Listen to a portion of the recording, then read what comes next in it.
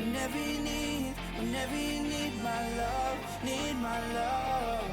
Whenever you need my love, need my love. I'll never let you down. All my life I will be there for you. I'll always be around when you need someone to carry you. If you're looking for someone to hold, I'll be there to hold you close. I'll never let you down. All my life I will be there for you.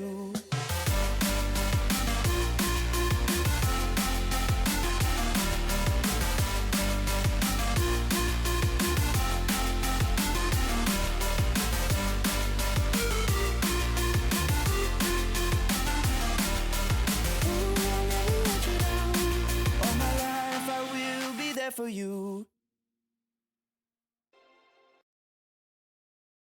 I walk miles to get to you, babe.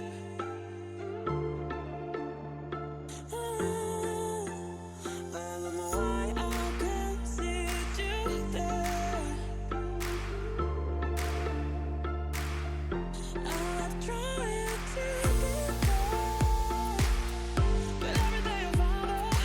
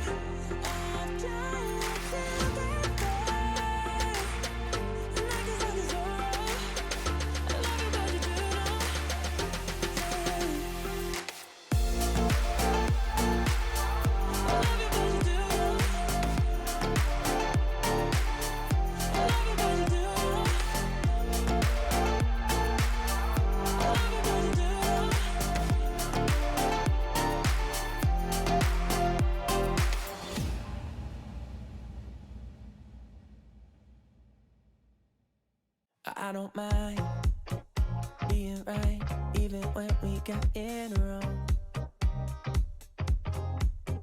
I kinda like making it up as we go.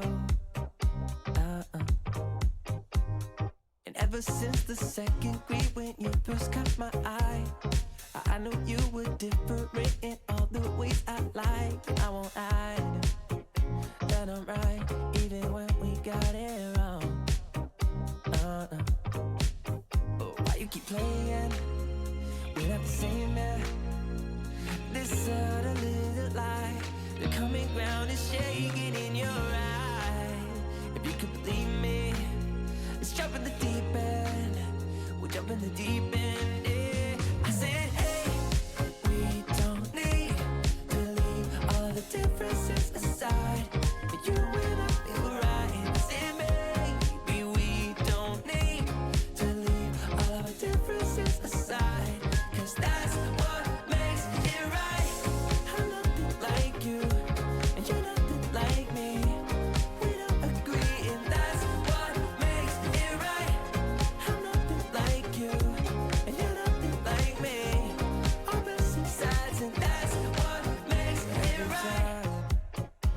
every time that you think it's gone too far.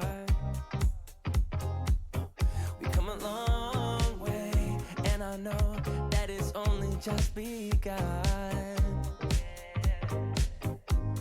Cause if you think that loving someone else could ease your mind, let me just remind you, dear, of all the hills we've climbed, and I don't mind being right, even when we get it wrong. No, and I said, hey, we don't need to leave all the differences aside. You and I feel right. I said, maybe we don't need to leave all our differences aside, cause that's what makes it right. I'm nothing like you, and you're nothing like me. We don't agree, and that's what makes it right. I'm nothing like you, and you're nothing like me. Opposite sides, and that's what makes it right.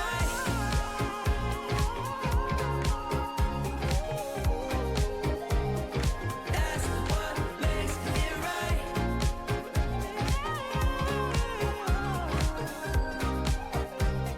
That's what makes it right.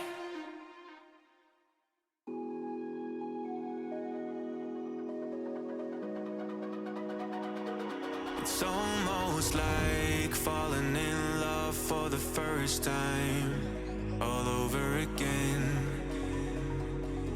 Hold on tight to the feeling, but it's a roller coaster in my head. So I'm holding myself on a precipice, and I've been dreaming off the ground. So I'm looking for something that's definite. I'm praying you don't let me down. It's gotta be all. It's gotta be all or nothing. All or nothing. Oh, it's gotta be all or nothing. All or nothing.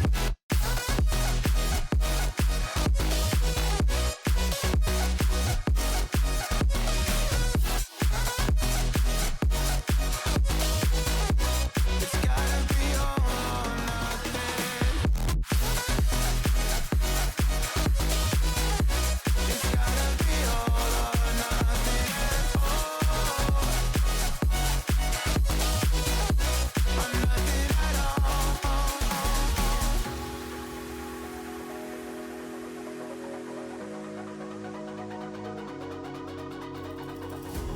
Hold these doubts like they're playing cards close to my chest. Turn them round for the river and hope it's something that I won't regret. So I'm holding myself on a precipice, and I've been dreaming off the ground. So I'm looking for something that's definite. I'm praying you don't let me down. It's gotta be all.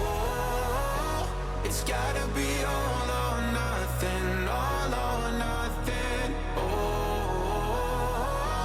it's gotta be all or nothing. All or nothing. Oh, oh, it's gotta be all or nothing. Oh, it's gotta be all or nothing. All or nothing.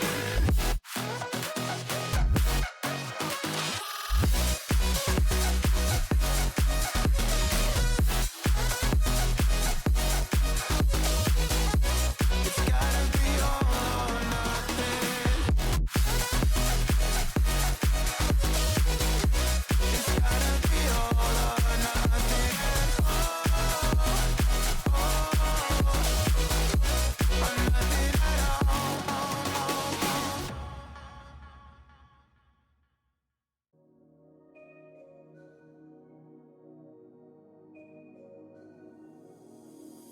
Should've known better than to trust in love.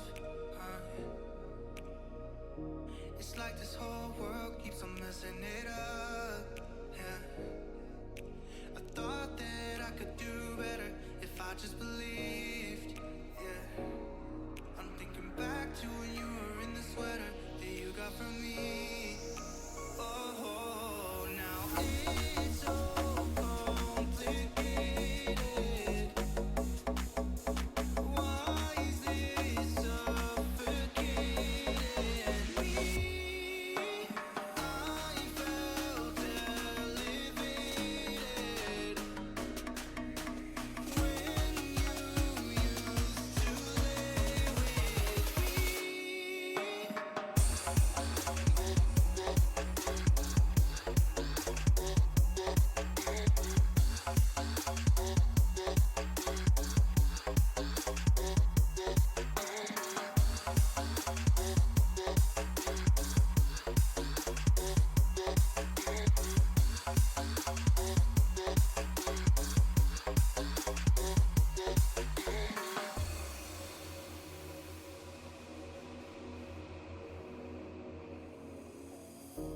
Should've known better than to trust in love.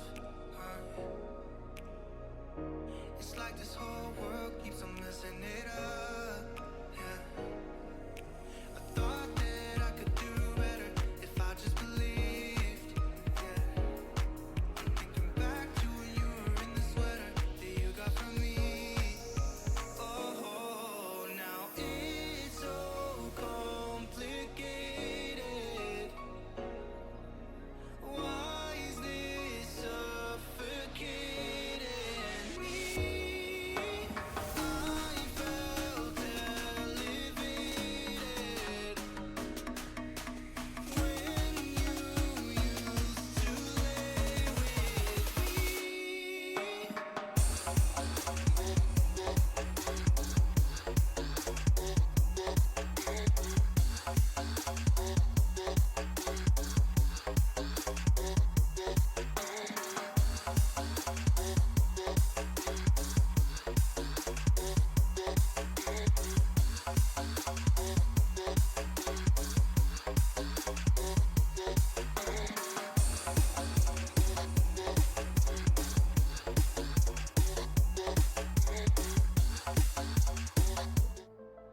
Hello everybody, welcome back to some more NACE Starleague. Sorry for leaving you waiting a little bit longer, but had to get stuff prepared. We've got some extra special Dota coming for you tonight. This is the last week of the regular season. I'm going to be joined by Kara off screen, but welcome to the cast. Yeah, exciting game today. That's always it's a rematch nice. From last time finals, right?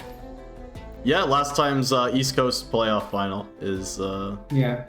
the recap of that one. Yeah, no, it's going to be exciting, this matchup. I think this really is the matchup that we projected as kind of the top match of the year, at least in the East Coast, right? So Yeah, for sure. I know you might have a little bit of a biased take coming from the University of Toronto, but do you have any, early predictions for this one? Currently, I am their biggest hater. You don't have to worry about it. Currently the biggest hater. I'd love to hear it. Yeah. So who do you think's gonna win this one then? What's the prediction? Oh, okay. I mean, I think UFT Boundless should win, but I think just by their skill level they should win, because I know their mid laner, I know their off lane. They're all very good players. I mean, we play in-houses regularly. I play against these people, so. Yeah, for sure. And I've seen GT's ranks, and it's slightly worse. So maybe just based on that, UFT should win. But we'll see. I think it's going to be a fun one to watch. Yeah, for sure. I think something to point out here, Faker.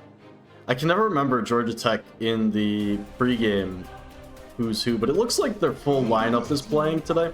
They played about half their matches this season with a stand-in Disunity. Oh.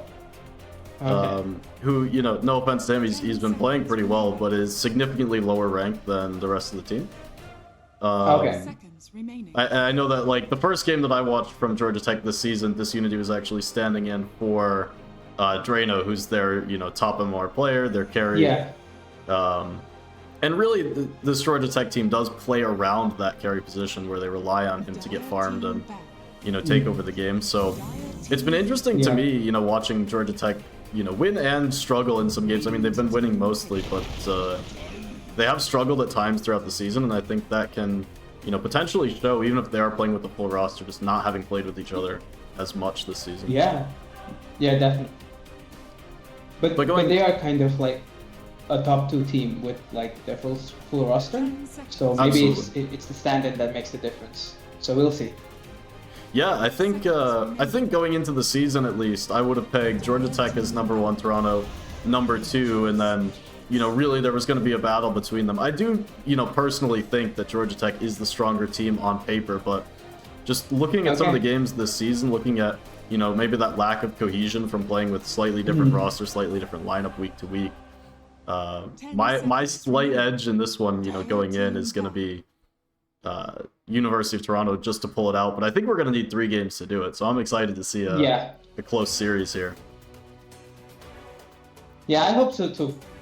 Best of 3s that go to game 3 are always fun, because they make game 3 extra special. Yeah, I don't have the standings graphic pulled up at the moment, but I was making it earlier, I'll be able to show it off between games, after we get through game number 1. But Georgia Tech and University of Toronto both effectively undefeated this season. Georgia Tech currently sitting at 5-1, but their only loss coming through a double forfeit against Columbia. That was actually last week. I don't have the insight as to whether that actually happened or whether that game got played, and we're just waiting for it to be updated on the website. It's one of the downsides of not being around for every game. 10 seconds remaining. But in terms of games played, both teams effectively undefeated in terms of series, just losing a game or two here and there. Yeah, exciting then. And Toronto's really been a standout team this season. They played a lot of clean Dota, and it's been pretty surgical from them. I think they're kind of trying extra hard this time, from what I've heard. This is their last matchup of the regular season. They are sitting up at 7-0, University of Toronto, and put out in the match chat basically that this match essentially is going to determine our 1 seed. I know that Georgia Tech has another game after this, but if Georgia Tech do win, they're going to have the tiebreaker in hand over Toronto, and even with that 1 loss apiece, they will grab the 1 seed, and if Toronto wins, they're going to go 8-0 in the regular season, be undefeated, and grab that first overall slot. So it's got some stakes to it, despite, maybe not feeling like it. Toronto game in hand, up a win. It still is basically that decider match for the top slot in the East. Yeah, I mean, I think that regardless of the outcome, in the sense that it might not be a big impact, I feel like both teams want to win just because, they want to prove it against the best team, the best others team. So I think there's a lot of meaning there. Yeah, absolutely. And one thing I will be expecting is, regardless of the outcome of today's game, I'm expecting this matchup in round 2 of the playoffs to come through as well. Yeah. As it should be. That actually, it might not be true. These teams might match up in the finals if they ended up 1-2, now that I think about it. Yeah, I'd have to see how the bracket gets seeded. But I think it should be the 1 seed on the East and the 2 seed on the West on the same side of the bracket. So it'll be interesting to see. That is one thing about this league's format that, going into playoffs, I've always not been sure how I feel, is that with the 2 divisions, you do get, round 1 and round 2 matchups potentially that you have teams that have not played each other. You have teams that, despite the round robin group stage, they haven't seen a single game from the entire other division. So you can get some kind of strange results and some mixing of styles that goes on there, even though it is, just kind of pub NA Dota. There is some styles to be captured there. Definitely. Taking a look through into this draft, we are a handful of picks in, and I think really the draft so far, and especially with that Primal Beast picked up, really does fit both of these team styles to a T.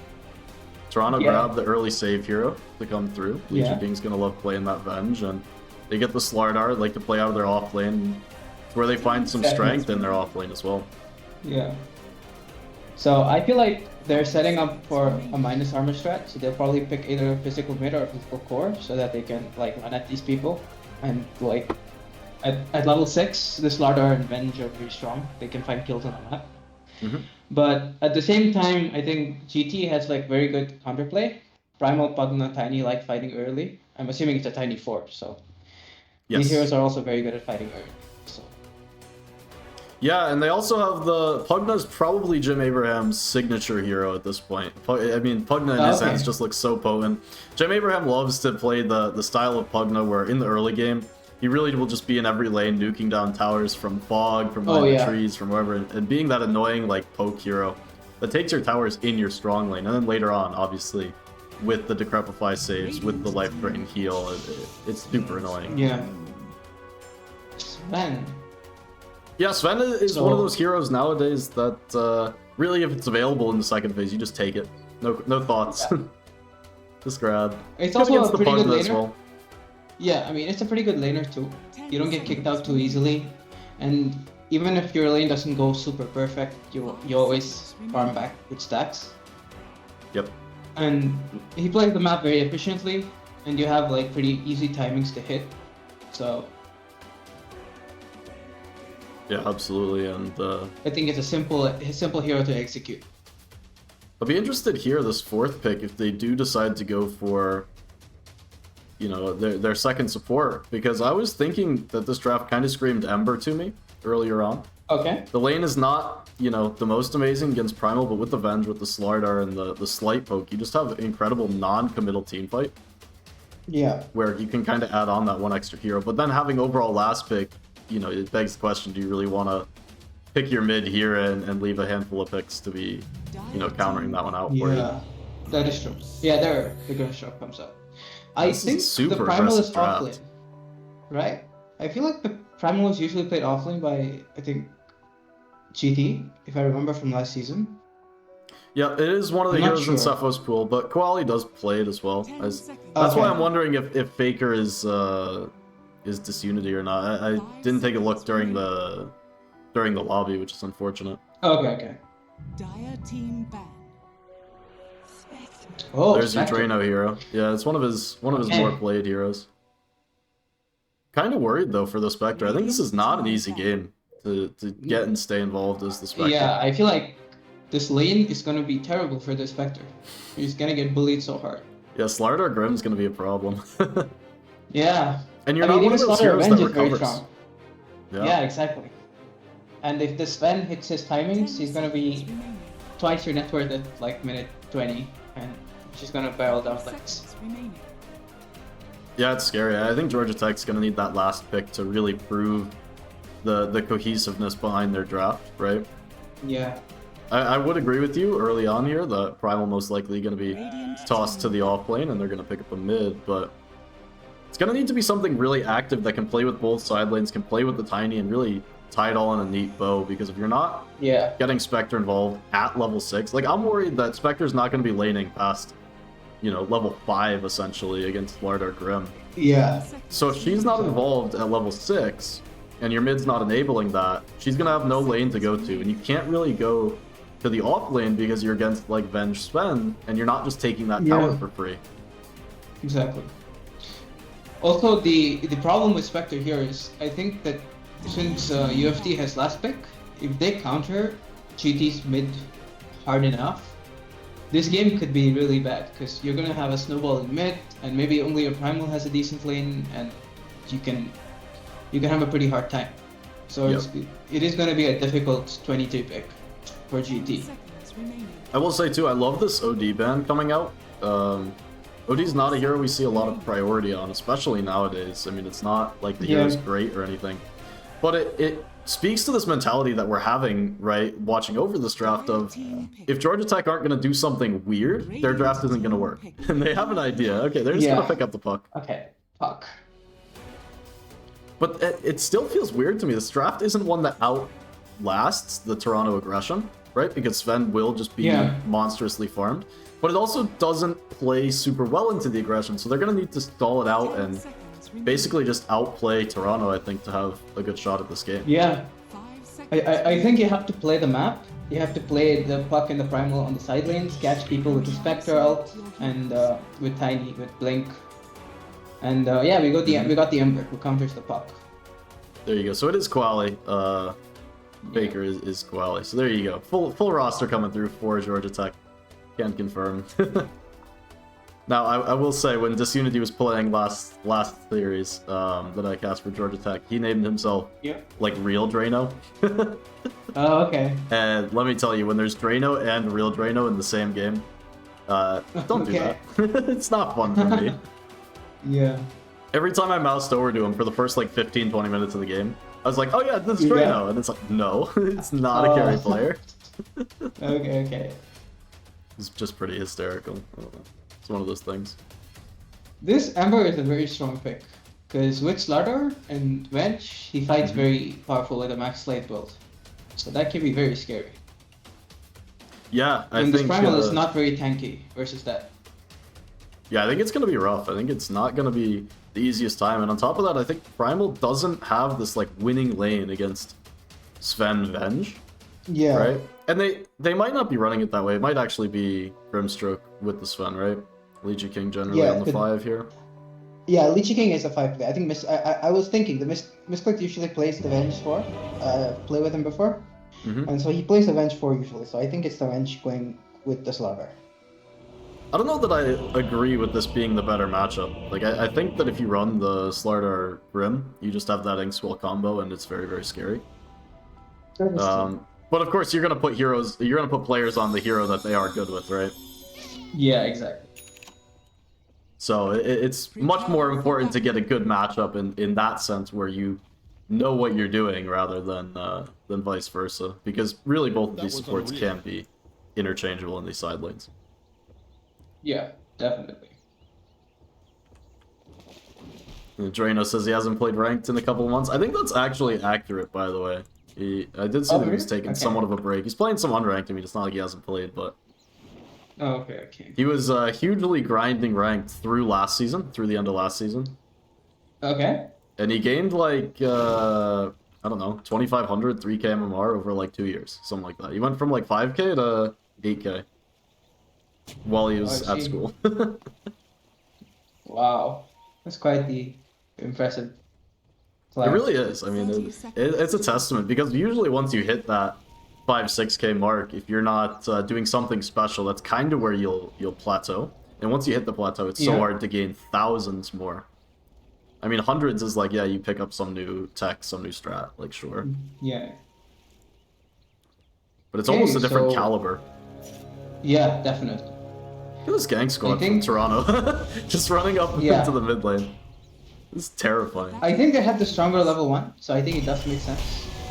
Because you have 4 stuns, almost. Yeah, 4 stuns. Yeah, they snatched away an extra bounty in there. Nice 2-man crush came through, so... Take a little bit of harass to do it. Yeah, Ember starting the lane with half HP though, and that can be pretty impactful. Yeah, and I think, you know, Toronto does have the slight edge in terms of the mid lane skill matchup, but Koali's no slouch in his own right, so... In this Puck versus Ember, I think Puck, you know, slightly gets the edge nowadays. You know, correct me if I'm wrong, but I think you have a slightly better time pushing out the wave, and the ranged poke is very welcome. Yeah. I still think Slide is really strong, is what I understand from the lane. I think still a little too oppressive for Puck, but I think you can kind of have an even matchup if you have the skill to like dodge it every time with the phase shift. Yeah, that sounds pretty fair to me. I think the side lanes should be, you know, relatively quiet for the first couple of levels until we see Grim Venge both getting some extra points up. Yeah. But then it's going to be all about, you know, this top lane, I think, because Toronto are primed to have a pretty oppressive off lane in this game. Yeah. I don't know if you really want to focus your attention on Spectre later on, but Pugna could just die repeatedly. It's enough stun once you get the bash, once you have the magic missile. Yeah, it'll definitely be interesting on who they focus on harassing. It definitely speaks to their mindset as an offlaner duo, who they prioritize kind of like kicking out of lane. Yeah, no, it'll be something to watch out for, I think. Right now they are taking a little bit of extra harass on themselves, though. It's being annoying with another word as well. Yeah. This Puck is not having a good time. Wow, yeah, Quali doesn't even have the bottle coming out, just 5 CS. Yeah. Yes. Now this matchup shouldn't be going, you know, this poorly. You talk about it being relatively even, especially the early levels, so... Yeah. Gonna lose both of the water runes, too.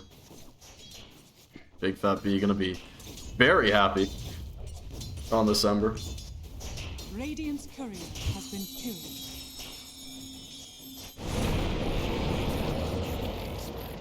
Down in the bot lane. They were trying with the Inkswell, but nicely timed Avalanche to get him out of danger, and that's part of the reason why I was thinking that you'd rather see Venge down here, and oop. A little disconnect on the pause there, but yep. That's why I was thinking you'd probably rather see Venge down here and Grim up in the other lane. Is it's just harder to connect for the Sven with the Inkswell rather than that's Slardar. true. Also, Sven is the weaker kill threat, especially against Primal Tiny, because they're almost always going to disengage with Avalanche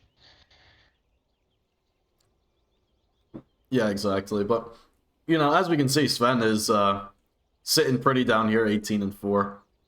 Oh yeah, for sure. And He's this will happy. just I mean, he's continue. I think happy. this gets worse the rest of the game. Yep, for sure. As Sven, even at, you know, potentially level 4, can start just maximizing through the jungle, and with Grim down here, there's not a lot of kill threat unless Mia Culpa steps significantly out of position, gets tossed back, and, you know, has those kinds of issues. Also, the nice thing about this lane is Warcry makes it really hard for Primal to get on top of you. So Yeah. it's really hard for them to like combo the kill. Like he has to really make a mistake. Yeah, I agree with that. Right now, getting his lane stationed out a little bit, but they'll pull, they'll reset. You can see in the mid quality, going to grab his own bounty rune. Never a rotation, or never a move you want to make as a mid laner. You know, giving up some creeps, giving up some pressure to go get your own bounty, which is, you know, away from any potential rotation. I mean, I know you're level 4, and you're not going to do anything with it, but if at all possible, you want to be into the enemy jungle. And Yeah. just shows how sad the lane's going, really. I mean, it's just the problem with the Ember matchup. He presses Flame Guard and runs at you, and Puck cannot fight it. Dire's middle tower is under attack. Yeah. Bot lane, a little bit of aggression on Primal, but nothing happens. Yeah, that's about how this bot should go for the rest of the Yeah. time. Sven gets a little bit of farm, Primal gets a little bit less farm, and they chill. Well, very interesting build on Drano. I don't know if you see the Spectre. Yeah. Yeah, with the early earn. I've been going this build on my Spectres as well. I think it fits with that idea that we were having earlier, where if Spectre isn't involved immediately at level 6 and pretty much every time the ult's back off cooldown, she's really going to have a hard time farming early on. The kill going to be set up. Jim Abraham in a lot of trouble. The Crux slowing him down, and Oh. Bash will take him. Radiant's top tower is under attack. I don't think that's too bad though. I think at some point this Pugna or Spectre are going to die. Are fortified. I guess it's Yeah. better the Pugna than the Spectre. Well, we can see that they are getting stuff out of it, right? Drano gets a couple extra creeps here. He's got 26 CS, and this is a lane we said Spectre would most likely be pretty sad in. So you're basically giving up the kills to make sure that Spectre is able to hit creeps. And yeah, when you contrast that to the other potential outcome of this lane being Drano sitting at like 15 CS and you not having Pugna died, I mean, you're not going to be too unhappy. Unfortunately for Georgia Tech, right, it is first blood, so a little bit of extra value for that first kill. Radiant's middle Oop, tower in the mid is lane, under big fat attack. B. Mid lane. Hit the level 6 first, but out of mana to jump forward for the extra remnants. Quelly gets the refill. No, it looks like Kurt was coming from the side lane, actually. Yeah, just preventing the dive. Yeah, the placement of the There's TP just gap. made me think, oh yeah, of course this is a ball refill. Up There's top, gapping Drano top. potentially in some trouble. Yeah, Leech getting through the portal, looking for the Inkswell setup. Holy moly, he's gonna find the crush and hit the magic missile to follow. This is one dead Spectre. The Crepify not gonna save him. Middle tower is under attack. Can't dive further. Puck gets the root, which is actually very nice. Because when the Ember gets the rune, the game becomes very hard. Forced to use the Illu straight away, which is somewhat unfortunate. Radiant's Yeah. It's gonna slow things down for Quali. I mean, it's not Bottom. an easy lane and just gonna be forced to farm. Dire's middle tower is under attack. Just some harass on this Sven. Yep. Yeah, just back to the point on mid, you know, Quali, with that rune, might have been thinking about trying to set up a kill and get the side lanes involved. It's not going amazingly, right, for Georgia Tech, though they are reining it in. But kind of low mana, needs to pop it straight away, and instantly you know that you can't go for a gank against either of these side lanes because you need to purge off either the silence or the stun, depending on where you go. Yeah. I think it's really hard to gank top. I think bot is the place this Puck wants to be when he's ganking. And I think the timing really is Spectre 6 in a way. Like they can collapse as like 4 bot, and Spectre can just ult. Yeah, I agree. I think it's actually hard for Spectre to go anywhere but bot, because you have the Flame Guard to deal with on the Ember, as well as the Remnant, so you're really not going to find that kill.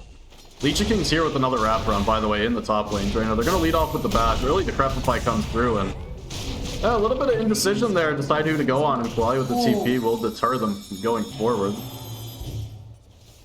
Not going to jump to that I orb. think the TP was unnecessary. I think a little, maybe too early. I don't know. Yeah, it was interesting. If they decided to continue on to Spectre and maybe sacrifice the Slardar if it came to it, the TP would have been great. And it might just be some extra recognition from Toronto, right? That this mid-rotation could come through. We can't go for this kill and end up saving themselves some trouble. Ember is also coming. Oh, he's gonna die for sure. He has a Jim Abraham had another nice Decrep save early, but yeah, with the haste rune, Big Fat B might just look for the low-hanging fruit. That he will find the Spectre on the backline, broken up by the neutral, so a little bit extra damage coming through, and Ember on the haste. He's a kill that you're not going to be able to find. Looks like the low-hanging fruit will win out after all, as Jim Abraham goes down. The second support to follow as Kurt whacked by the Slardar. So Toronto bring 4 up top, and it pays off for him. Fair support kills, and maybe even the tower to follow, as Slardar really feeling uncontestable up in this top lane at the moment. Top of the net worth board as well, and as he builds towards the Echo Saber. The one nice thing about playing in Slardar is he doesn't really push towers, but he's just gonna cut the wave and let the creeps push. So it does fall down a little slow, and maybe the Pugna can just blast the wave and delay this a little bit. Yeah, that's gonna be the idea here. Jim Abraham level 5, so he's gonna try and delay as Drano looks to get his level 6 off of these side jungle neutral creeps. There's only so much you can do. Okay, Jim Abraham through the portal. He's got the line on to Sven. They're gonna look for him. The Crep comes through, and the trample to follow, or the pulverize rather, as Cephos level 7 down in the spot lane. TP? Not gonna connect. That was the haunt coming through, the shadow step. But unfortunately not getting involved, right? Drano not able to jump for that one in time, so you don't get the urn charges. That's unfortunate.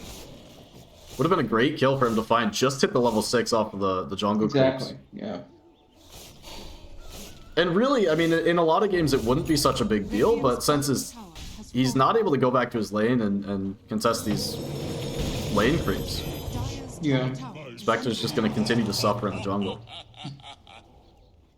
They get a small win there. Tiny denies the DD rune from the Ember, so at least he's not gonna be running at your Spectre or at your towers yet. Yeah, you're gonna be more than happy to give up a kill for that one. And not have a DD Ember against you.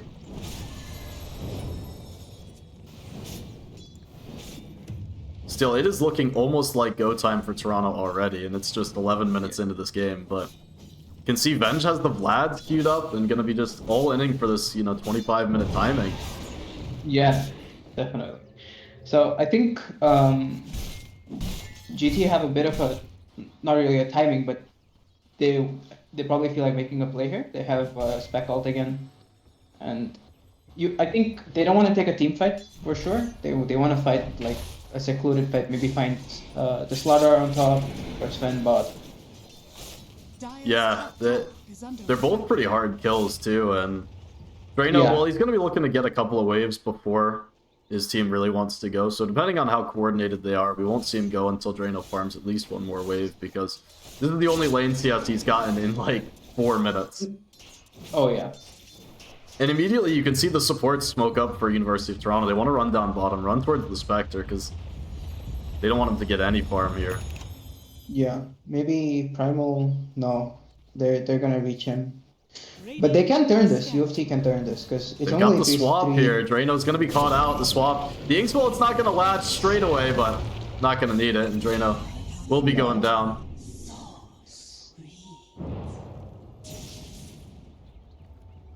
Yeah, that's a pretty rough one. I mean, it's Drano thinking there's vision, but unfortunately not. It's just one of those moves that seems rather telegraphed, because as a Spectre, once you farm that lane, you don't farm anywhere else fast. You can't go up to your triangle without that blade mail, so only 1 or 2 camps you could be in at that time. Yep. And yeah, it's hard. I mean, Cephos is up there, right, in terms of the net worth on the Primal, but it's just the Veil. There's no easy way for him to get in, and sure, you get 1700 HP, but do you really feel that tanky?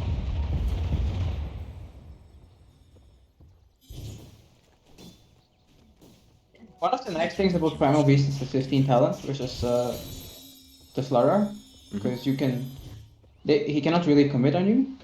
You can always just dispel it.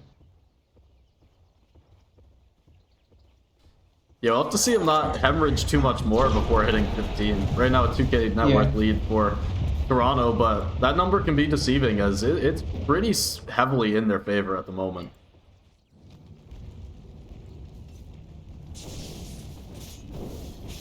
Tier 1 in the bot lane right now under pressure. Yeah, I think 2k is not bad considering one team is a Sven, the other team is a Spectre.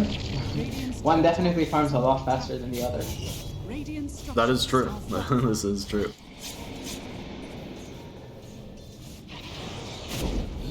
Drano in the mid lane swap comes through. Corrosive Haze to follow in the bash.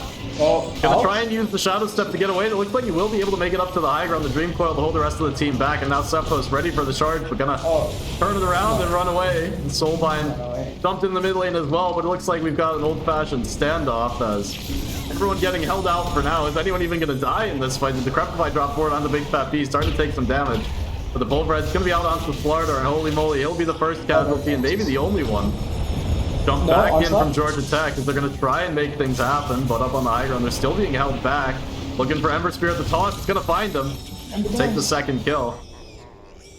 That's unfortunate. Sorry. Puck is low HP, but Puck will be out, alright. Yeah, just by the skin of their teeth there. That's just an excellent fight for GT. They get initiated on, they basically run away, and then they initiate again. Which is very good with their heroes. You know, they have Onslaught, they have Puck spells, which you kind of don't want to take a very short fight. You want a long fight. So it really works out for them. Yeah, absolutely. And big deal coming out of that one is Spectre has completed the Blade Mail now, so that kind of initiation where you take 1,000 damage will be at least providing that return for his team, even if he does go down. Yeah. It's more of an enabler for your Primal Beast than Puck to kind of clean up these low heroes, and game state like this one where you are struggling on the Spectre, you'll take those small victories when you can get them. So if you can trade out positively, it enables your team to kind of carry you into the later game. Smoke again to bot, but this time I think they're only going to find a Tiny. Which is actually a pretty big deal. This Tiny is very close to his blink. I think I was gonna say. He'd rather not die. Yeah, I don't think he 300 wants to gold away. You'll absolutely take this delay. That's a big doing what he can to stand in the neutral camp, but will be taken down. It's nearly the Slardar blink as well. But now probably will die for this. Where he gets to commit a few times. Yeah, was doing what he could on the tower. Throws out one more blast. It's not quite enough. Ooh, Drano's in here. Drano's in the middle of everyone. He's not going to be able to jump away as he does kill off the Grimstroke and now taking a lot of damage. Falling so low, they're at least going to be able to get him. Mayakopa in with the double hit. But nothing's to come out from that. Yeah, the Dream Coil on 3, but they don't have any more spells in the tank to throw in, so ends up being a 2-for-1. I was amazed that Drano jumped into that one. As it looked like he just wanted to grab the tower and get out, but all of a sudden Grimstroke dies before he's able to return to the... what would you call it? The other illusion? I don't know if it's got a name. Yeah, the other... It's a bit hard, I think, at level 1. You have like 2 seconds, or even less because it takes time for you to press reality. So you have a relatively short time to press it again to get up. Yeah, as soon as he made that play, I thought he was just gonna, like, see that the tower was on 1 or 2 hits. Like, haunt in, hit the tower, and then reality back out. And claim a victory there. Extra tower gold. All of a sudden made a lot more awkward when he goes for the kill in the middle of the Toronto team. Alright, blink up on Tiny, smoke coming through the river. Still headed towards the support, so not exactly who you want to find, but any port in a storm, you'll take the support kills if you got them. Kurt ends up with both and not able to find onto Ember. In different pile. Big Fat B with the Mage Slayer ready, working towards the Maelstrom as well. Yeah. I think the Ember didn't snowball as hard as UFT was expecting this to be. Radiant's middle 'cause, tower is under attack. he is not as farmed over the puck as I feel like he should be, considering the start he had. Yeah, and I think that's one of the, you know, questions of when you go this early Mage Slayer, how involved you want to be, because it seems like Big Fat B has retreated back to just finding some farm and working towards the Maelstrom, and it always makes you ask the question of whether you should go Maelstrom first or, you know, an item like the Mage Slayer, and sometimes it's just the read on the game, how involved you're going to be. All of a sudden, Toronto on the back foot a little bit more with the supports dying a couple of times, and it's a lot harder for Ember to find as many kills. I mean, he's doing well at 2-1 and 4, but Yeah. I think also something that can go unnoticed is Sven got involved just in that last fight with the kill onto Spectre, but Sven is top of the net worth board, has half of a BKB on top of the Echo Saber Mask of Madness, and hasn't been involved except to clean up that fight. So we've not seen the real, you know, extra net worth on Sven factored in. That at is this true. point. But The I team think is this coming man up is towards not- him, by the way, though. Georgia Tech is looming. Yeah. I mean, I feel like this man is not as happy as he wants to be, you know? He wants to be much more ahead of this Spectre at this point. Cephos, if he just charged a little bit further, would have found him completely by accident, but able to TP out. Interesting TP here, Mayakul was still hanging around this top tower. See if that indicates Toronto wanting to defend this. It looks like the smoke plate through the gate. They want to wrap around, they want to find. Yeah. I think they're baiting this man, is what they're trying to do. Cephos in good position here to break this smoke, and not going to be able to find the charge away, but this is a tanky Primal Beast you got to take down, even with the suck on the low ground. Jim Abraham, instead he'll be bashed up, but Kurt with the blink. Oh, the soul behind it's perfectly positioned, holding everyone back. Find two, make it 3 kills to start this one off. Quali trying to run away. He won't be able to make it, or will he? Yellow Warp jumped up to the high ground, but eventually should be run down as Big Fat B has the Sleight of Fist. Yeah. I think this really shows that a lot of these fights are going to be based on who's better at initiating and poking and getting out. Oh, what a soulbind that was too. I mean, yeah, exactly. Just absolutely in the position where you can't even run away because you're tied on this high ground and Tiny can't like find the angle. It just holds two heroes dead stop in place. It's gonna be the Roshan coming out of it too for Toronto, so it's all it takes. You know, we talk about them feeling like their foot got taken off the gas by force, and all of a sudden, back up firmly in the lead.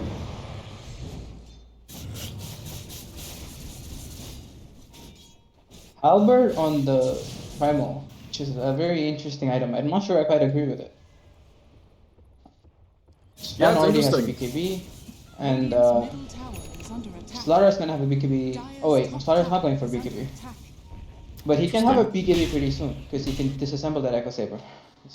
Yeah, I'd imagine Slardar will be going BKB at least at some point later on. Drano with the reality up to the top lane. Sepho's going to grab as well. This is the first life. Ember has the Aegis. Nice chain stun though, gets him in time. The swap not going to save him. Still Drano dragged a little bit out of position. The support's trying to do what they can, and the Sleight of Fist is bouncing around. Remnant back through, and Drano will go down to start this one off. Sephos not going to be able to charge away. Nice hearing chains to hold in place, but can you even take down this Prime? It looks like the next round of the Sleight of Fist will take him down, and now underneath the tower they go. Big Fat B. Flames at third, looking for the fourth. Another Slight Chains combo. Tiny with the toss. We'll find Venge. So at least gets one on the way out, but 4 more kills for Toronto. Just that Aegis and the Venge going down. Dire's top tower is under attack. We predict this though. At 20 minutes, this team is just really strong, especially against the Spectre lineup. They can just run you down. Oh, Crush in the mid lane, the blink from the Slardar. Quick blink from Quali, but able to get up to the high ground, maybe not. Will go down. Drano reality'd in for this one as well, but not able to take down the kill noise with the Orchid burn. Not going to be too happy about that one, Georgia Tech, but at least you do find a return kill and it goes on to the Spectre. Still, it's going to be hard for Spectre to carry this game, even if she is able to get up to even net worth, because you don't match up super well against the Sven. You don't match up against the Slardar. These aren't heroes you can just take down 1v1. I think what Spectre wants to do this game is find the Grim and the Venge and kill them before they can get their spells off. I think if you can grab the Venge before he gets swap off, she gets swap off, or the Grim before he gets his ult off, you can pretty much make the team fight for UFT Boundless really hard to play. I mean, it's true, but at the same time, look at Venge net worth. She's already halfway to Ags. It's gonna be hard because all of a sudden you jump on Venge and it's a support that you want to pick off the backline so bad, but you just can't. And then Grim's your only target, gonna be going for a Eul's to just delay up against the Orchid as well. And this is one of the downsides of Spectre. It used to be very easy to get onto the backlines and take down these supports first, but now with a bit extra gold as well as the neutral items coming through, it's not so trivial for Spectre to just take down a hero at the start of the fight. Yeah. I think one of the problems with this Orchid build is you don't farm very fast, and you're already playing against a really fast farming lineup. So you can fall far behind compared to the Radiance build. But I guess he probably does not feel comfortable building the Radiance because he's scared they're gonna just run down and late. Yeah, and I think even with the Radiance getting buffed, it is scary against Slardar Sven, who even if you do evade a couple of attacks, you know, it might not be enough of them to matter. It does definitely slow you down, and we saw Drano not getting involved early on. Now all of a sudden with the Orchid Blade Mail has, you know, managed to find some farm. So it's still very much an uphill battle though for the Spectre. Walking toward the triangle. Cephos charged through the creeps and gonna be a little bit in trouble here. Got the swap if they want to use it as well. Holding it for now. Swaps into Pugna instead. That's a much better fight. They'll take him down straight away at the beginning of the fight. The Dream Coil gonna be on to 2, and it is the Venge, who no Aghanim Scepter yet will go down. Soulbind gonna be dropped over. The disengage from Georgia Tech. Looks like they'll be able to just get themselves out. Thought for certain Toronto would want to go more and hold that thought as Ember Spear tossed underneath the tower. Orchid as well. Just gets grabbed. That's a big kill. It's a very big kill. It looked at first blush that as soon as the Dream Coil kind of only connected onto 2, Holy Moly would just jump in even further as Slardar, and I don't know that there was much to hold him back. This is one of the nice things at Spectre. I mean, you see the Svens on the other side of the map. The Spectre was also on the other side of the map, but one of them can join and make it a 5v4. So they want to take advantage of that as much as they can when they see the Sven in another lane. Yeah, and really that fight there, I think, was Toronto just not being on the same page with what item timings they wanted to rally around, right? Sven bringing out the Aghanim Scepter now. It looked like they were waiting for that as well as the BKB on Ember. Ended up taking the fight, just a couple hundred gold off of each of those items, so maybe that was what caused some of the hesitancy, right, to jump back in, is don't have these items completed. I think they just didn't expect GT to be as fight. They probably were like, you know, this guy's alone, or there's just 2 people, we can take the fight and get out. But they didn't predict that correctly, is what I would guess happened there. Yeah, and it's going to cost them. I mean, we talked about this tempo draft, hitting that 20-minute timing, hitting the 25-minute timing, and that's where we are now. But every one of those, you know, minute timings that you miss out on is another, you know, avenue back for Georgia Tech into the game. And Spectre in the late game is annoying to deal with. I mean, it's not like you do just win as this game goes later and later for Toronto. Yeah. And Spectre's all that much better because Silver Edge has really fallen off since they changed the build-up. Sven does not want to build the Silver Edge in a 6 slot, really. It's not a very convenient item to fit. So it can be really hard to get through the spec with a dispersion in it. Yeah, no, that's absolutely the case. Manta for spec, so I think spec is quite strong right now. He can definitely kill anybody on the map who's alone. For sure. Ben's gonna have the Aghanim Scepter in about 200 gold, so I think that's gonna be the ultimate go timing for Toronto. Yeah. Get the Sven Jags. You've got your power items on your other heroes already. Make it work then. The rest of Toronto, though, smoked up. Sorry, Georgia Tech smoked up. Wow. Headed down towards the Ember Spirit, Big Fat B. Farming up the camp, knows it's coming, throws out the remnants, and able to get away just in time. There's that change with the global sound effect on the onslaught, right? Yeah. Knows something's coming and uses 2 remnants to get away from that one. I think the possible mistake is they should let Tiny go there first. Maybe Cephos should not be the Swap one. comes through, Cephos Cephos in some trouble. Superman Sven. Whacks him in the face. There goes your tier 2 tower. Toronto headed back towards the Roche Pit. Could have spawned, but unfortunately for them, a rather long timer, about 2 minutes, so... Yeah. We'll be headed down towards the daytime, most likely. Yep. BKB popped on Ember. He gets away. Looks like he got the shield rune actually. I was gonna say it looked like he might have been forced to, but used it to get away from the Orchid Spectre. Yeah. It's a Nemesis curse as well on the Spectre, so more damage is gonna be coming through.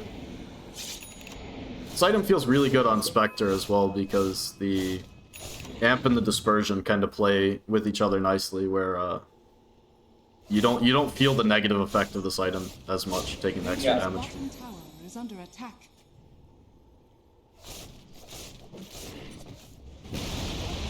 Radiant's bottom tower has fallen.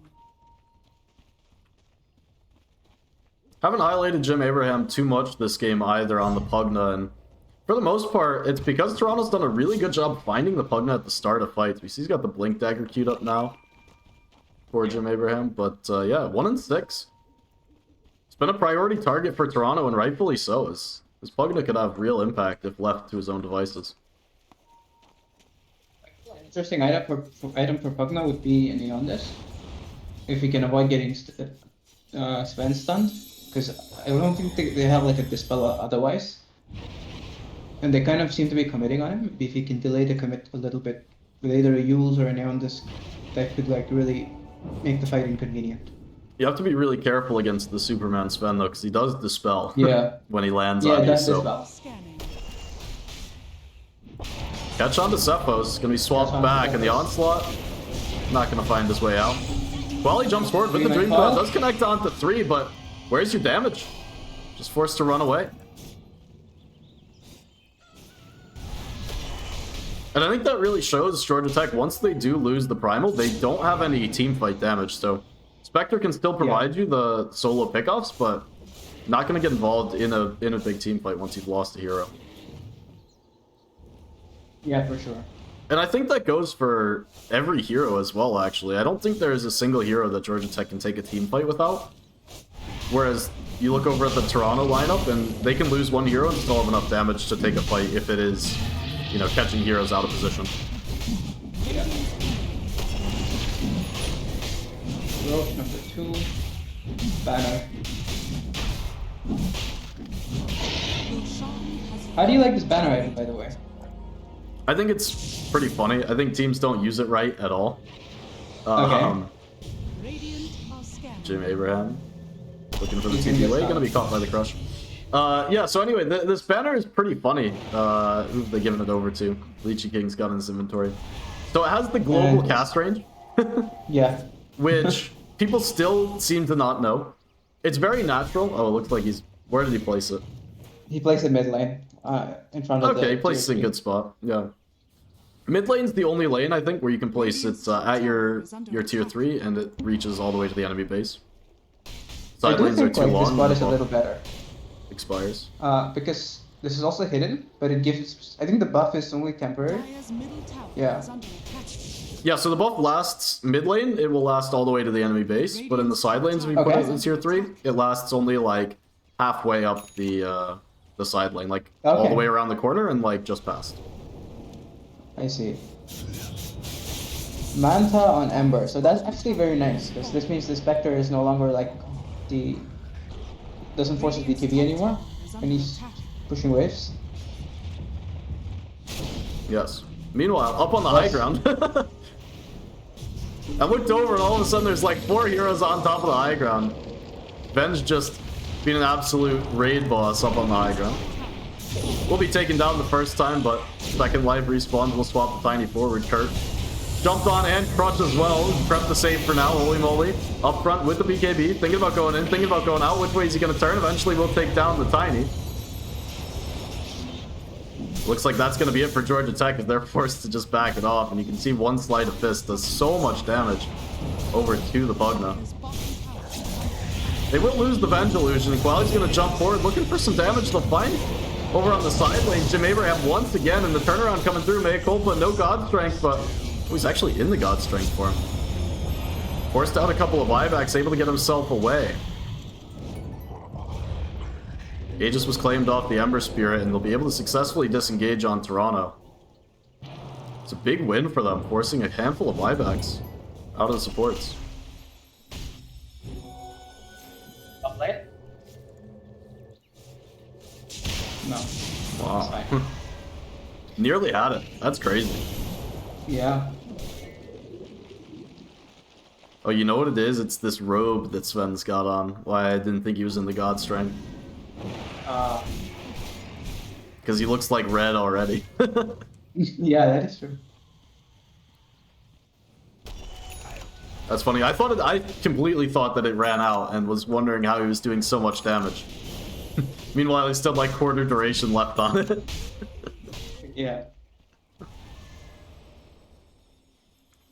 The puck Aghanim's timing is pretty good, but I think the puck really wants 25 more than anything, because it's either that or they take another 2-3 fights and these BKBs get too low for UFT to take a good fight. Well, he's hunting. He's gonna find the kill with Drano eventually. Mantis should be able to finish off Leech King. The Soulbind drop that didn't connect. It's a nice pick off for Georgia Tech. No, but even though the God Strength Force also makes it kind of worth it, because now, soon at least, this they can't really fight for a bit of time, and they can smoke and find something, which I think is what they're trying to do. Yep. Cephos looking around. Opted not for the Blink, and actually opted not for the BKB either, as a Lotus Orb in his inventory instead. So, still hard for this Primal to get involved in fights, and won't be able to just lock down the Sven.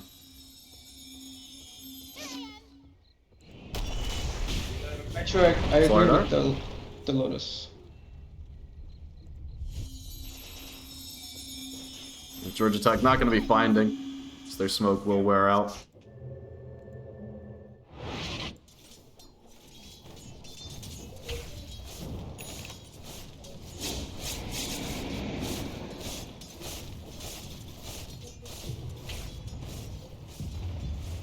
So just past the 35-minute mark, the question starts to be, will Toronto run out of timings to hit, or will they just continue to be in front as the game continues? Because I think, you know, Spectre's hit that scariest timing, where she'll continue to be strong into the late game. But it doesn't get any worse, it kind of just continues being the same. Yeah. I think really the timings that they have on GT is this Primal can become really big, like really hard to kill, really annoying in team fights, and even the Spock. Like these three heroes are very good at like taking late game team fights. Yeah, I think it'll take some time though for Georgia Tech to have damage. I think they have pretty serious damage issues at the moment, where they can pick off a hero, but yeah, it's mainly Draino dealing the damage. yeah, exactly. And they have, you know, Tiny as the support does a good amount of burst, but Yeah. you know, Tiny Pugna aren't these big team fight killers. Draino in the mid lane. Dire are scanning. Georgia Tech smoked up now, but they don't have the Spectre able to come here. Still, Cephos gonna break the smoke. Run into Grimstroke and will be the go. Holy moly jumps in on the backside, but the Crepify comes through. All of a sudden, it's an awkward position for the Slarder. He's still able to take down the one, and Georgia Tech weren't interested in going for any more in case the team was behind him, so holy moly. Grabs the return kill. AP from the bench, not gonna matter. GT get out. Yeah, kind of awkward for Georgia Tech, because going without the Shadow Step available, Draino having used it in the mid lane. Just means they have to get that one pick off and get the hell out. I think generally though, the team with the better late game doesn't mind trading kills like that when it's 1-for-1 and it's a support for a support. Because as long as you keep this game going, the longer and longer you get, usually you tend to be more favored. Mm-hmm. Yeah, and I think at this point, it's got to be that style of Dota from Georgia Tech, just delay, delay, delay. As Toronto right now just looks so scary to fight into. Yeah.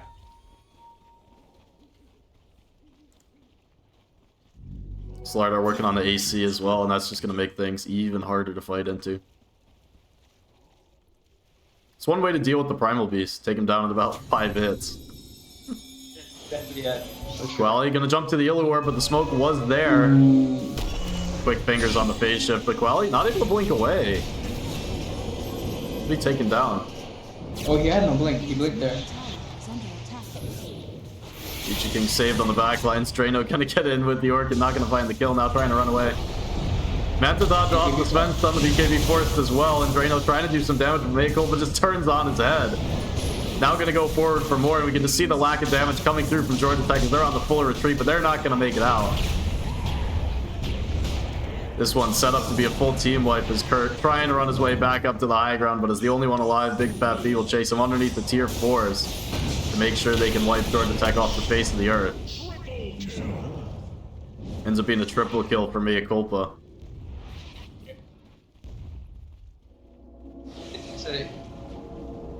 I think I hope to get the grip quickly, but it is definitely really hard for them to take fights from their puck dice. It's almost impossible. It's their main source of lockdown, in a way. Yeah, and a reasonable portion of their damage too. I mean, if we ignore putting damage onto the Sven, the puck dancing around just needs to extend the fight so they can get damage onto heroes while they're getting chased around. Yeah, for sure. Look at this Octarine on Venge, by the way. This is so annoying. Wait, 22.5 in 6 seconds. Yeah, I mean, the stun lasts for 1.7 seconds, yeah, every 6 seconds. And it also bounces, so really. For a second, it looked like Holy Moly was going to get chain stunned by Roche and just dying. He got bashed like 10 times. Yeah. But despite that, Toronto will have the Roche on eventually. It didn't make its way to the bot lane, but still going to have the Aghanim Scepter as they started killing it during the night. Ag's picked up by the Ember. Oh yeah, it's really big. This Ember has a BKB, and he's delivering an item which might be a Gleipnir. Yeah, it's a Gleipnir. And yeah, he's really gonna kill the supports every fight. There's not much they can do about it. Yeah, up to a 22k net worth lead as well, Toronto, so see how ambitiously they want to play it right now, pushing in the bot lane, but you can see the arrow drawn. Mea Culpa wants to end this game now. For good reason. It feels like they just can.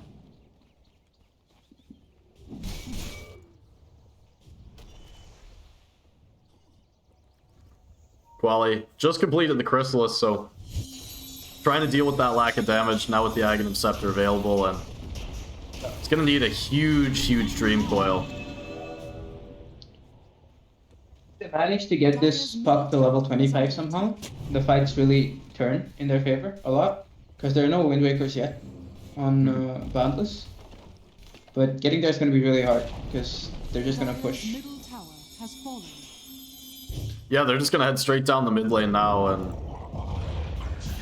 I don't know, it feels like there's not too much to be done about it either from the Georgia Tech side. It's so hard for them to get involved in this fight. Yeah, cool. We're gonna pump the God Strength and for now walk off the high ground, but with the next wave approaching, it's gonna be go time. Inkswell dropped off onto him, and now they're gonna find Cephos up on the high ground. The crush comes through. Superman Sven as well. They swapped out Jim Abraham again, and it's every single fight. Mayako with his turns with the BKB. He doesn't care about your stuns. He doesn't care about your damage. He's gonna take down your heroes, and thinking about diving the tier 4 is not gonna need to, as a couple of heroes go down, a couple of buybacks, and it feels like Georgia Tech can do absolutely nothing on their high ground. It's only the Venge going down. Still has that Illu form to work with as well.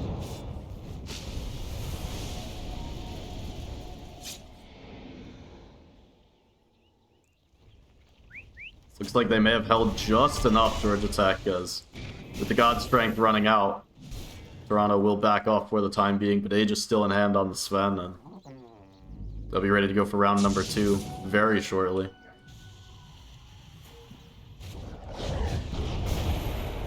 Interesting that they're not willing to sacrifice their Rex.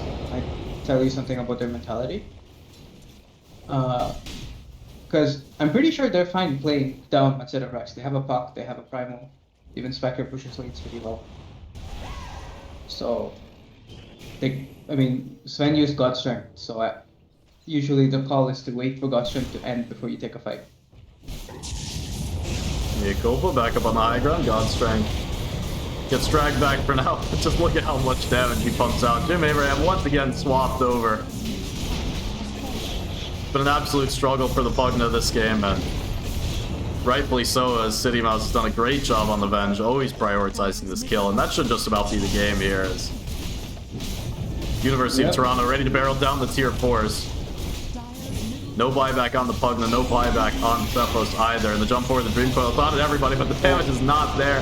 Drano, he's in with the Blade Mail and doing some serious work, but Sven had the Aegis in hand, and spawning up that second life cleans up the rest of the heroes. GG gonna be the call. Yeah. Toronto take this one in 44 minutes. Felt like a pretty strong one for them. There was, you know, a moment or two where it looked like Georgia Tech might have their foot back in the door, but not too many moments of concern for Toronto. They just looked like the more solid team in this game number 1. For sure. I think this is one of the problems with picking Spectre, like they did, because you have like resigned yourself to having no impact for the first 20 minutes in a sense, other than your occasional step. And you basically have to delay the game 45 minutes plus, and only then do you actually have a good chance of winning fights easily. Yeah, and I think it's one of those things with Spectre too, is you generally want to have another hero on your team that can do more damage, right? Not just the tiny support, but someone later on in the game who can provide the extra damage, because you really just can't take down an entire team as a Spectre. You just struggle to do more than single target. So we definitely saw that come into play. Yeah, I think the concept for them was that they wanted this Primal and Puck to deal the damage. But the problem is, versus the Slardar and the Venge armor reduction and the like overwhelming damage from Ember and Sven, this Primal is not tanky at all. He just dies in like 3 shots. So he can't do what he wants to do, which is run in and deal damage with Trample. So it's really problematic to play. Yeah, no, it was certainly a hard one. All right, so we're gonna throw it to a quick break before we head to game number 2. Kara, I think you said you were just around for game 1, right? Wait, let me check that. I have to see if I'm assignment to do or not. Depends on that. Gotta get on that college grind set. Yeah. All right, well, I'm gonna throw I out the think break. Chica So could if it was your last one, thanks for joining. If not, we'll see you back for game number 2. But for everyone All right, watching, thank stick you so around. much We'll for see having game me. number 2 in just a couple of minutes. Yeah.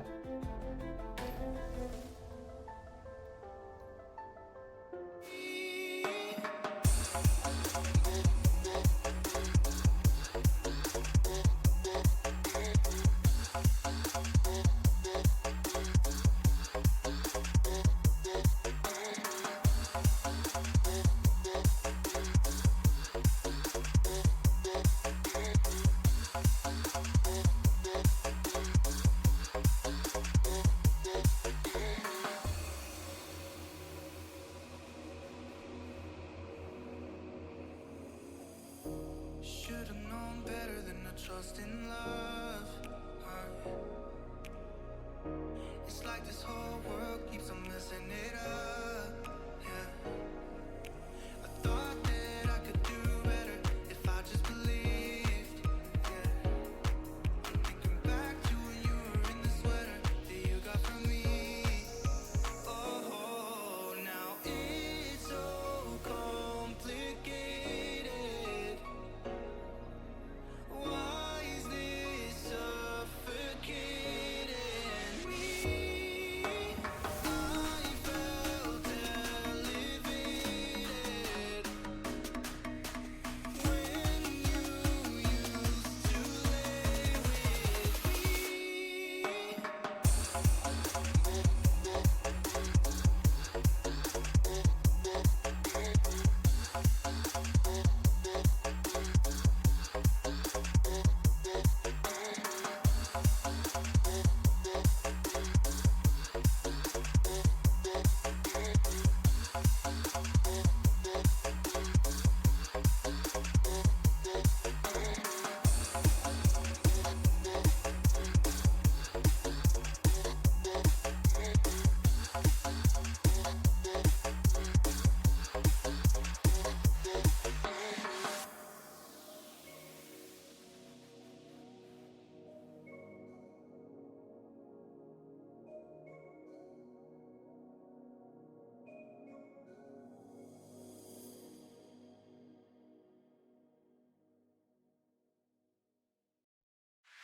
I wanna be your alien queen. We can ride to the moon in your space machine.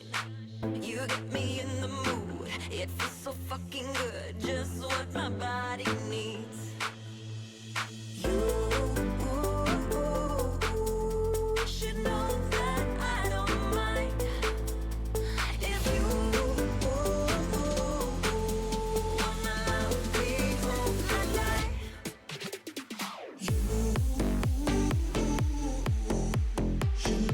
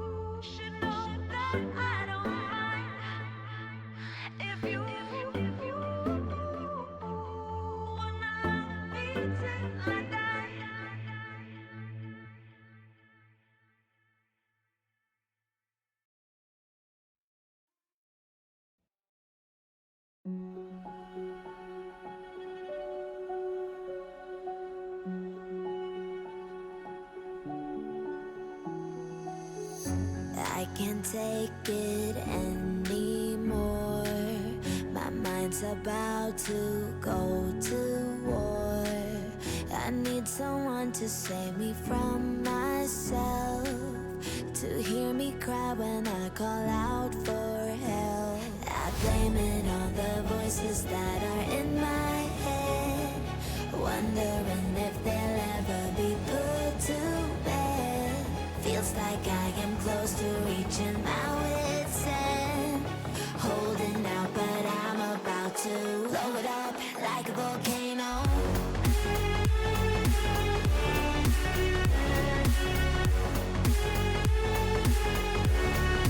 Like a volcano.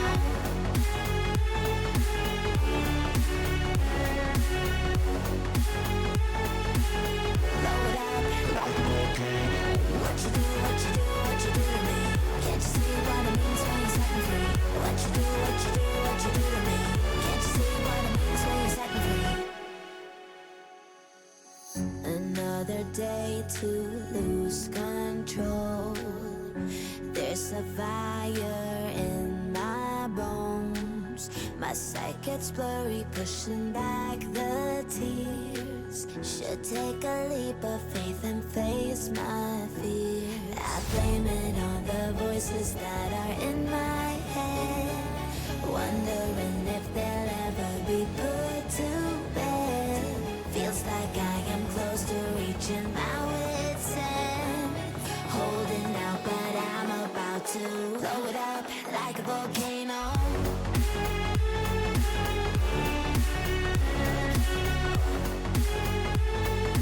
Like a volcano.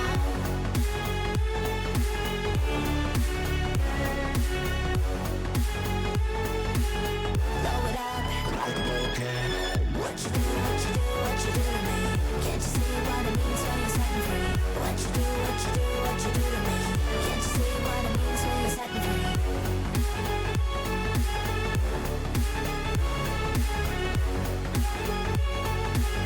Blow it up like a volcano.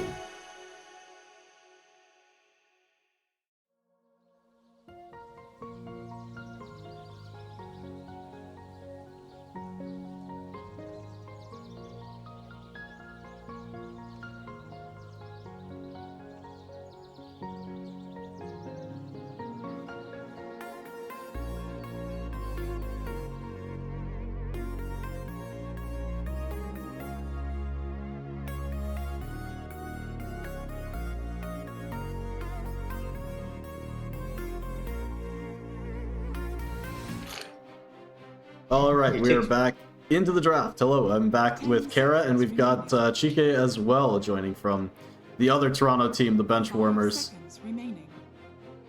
Hello, guys. Hello. Hello. You thought there was going to be more to that sentence, and so did I, but there wasn't.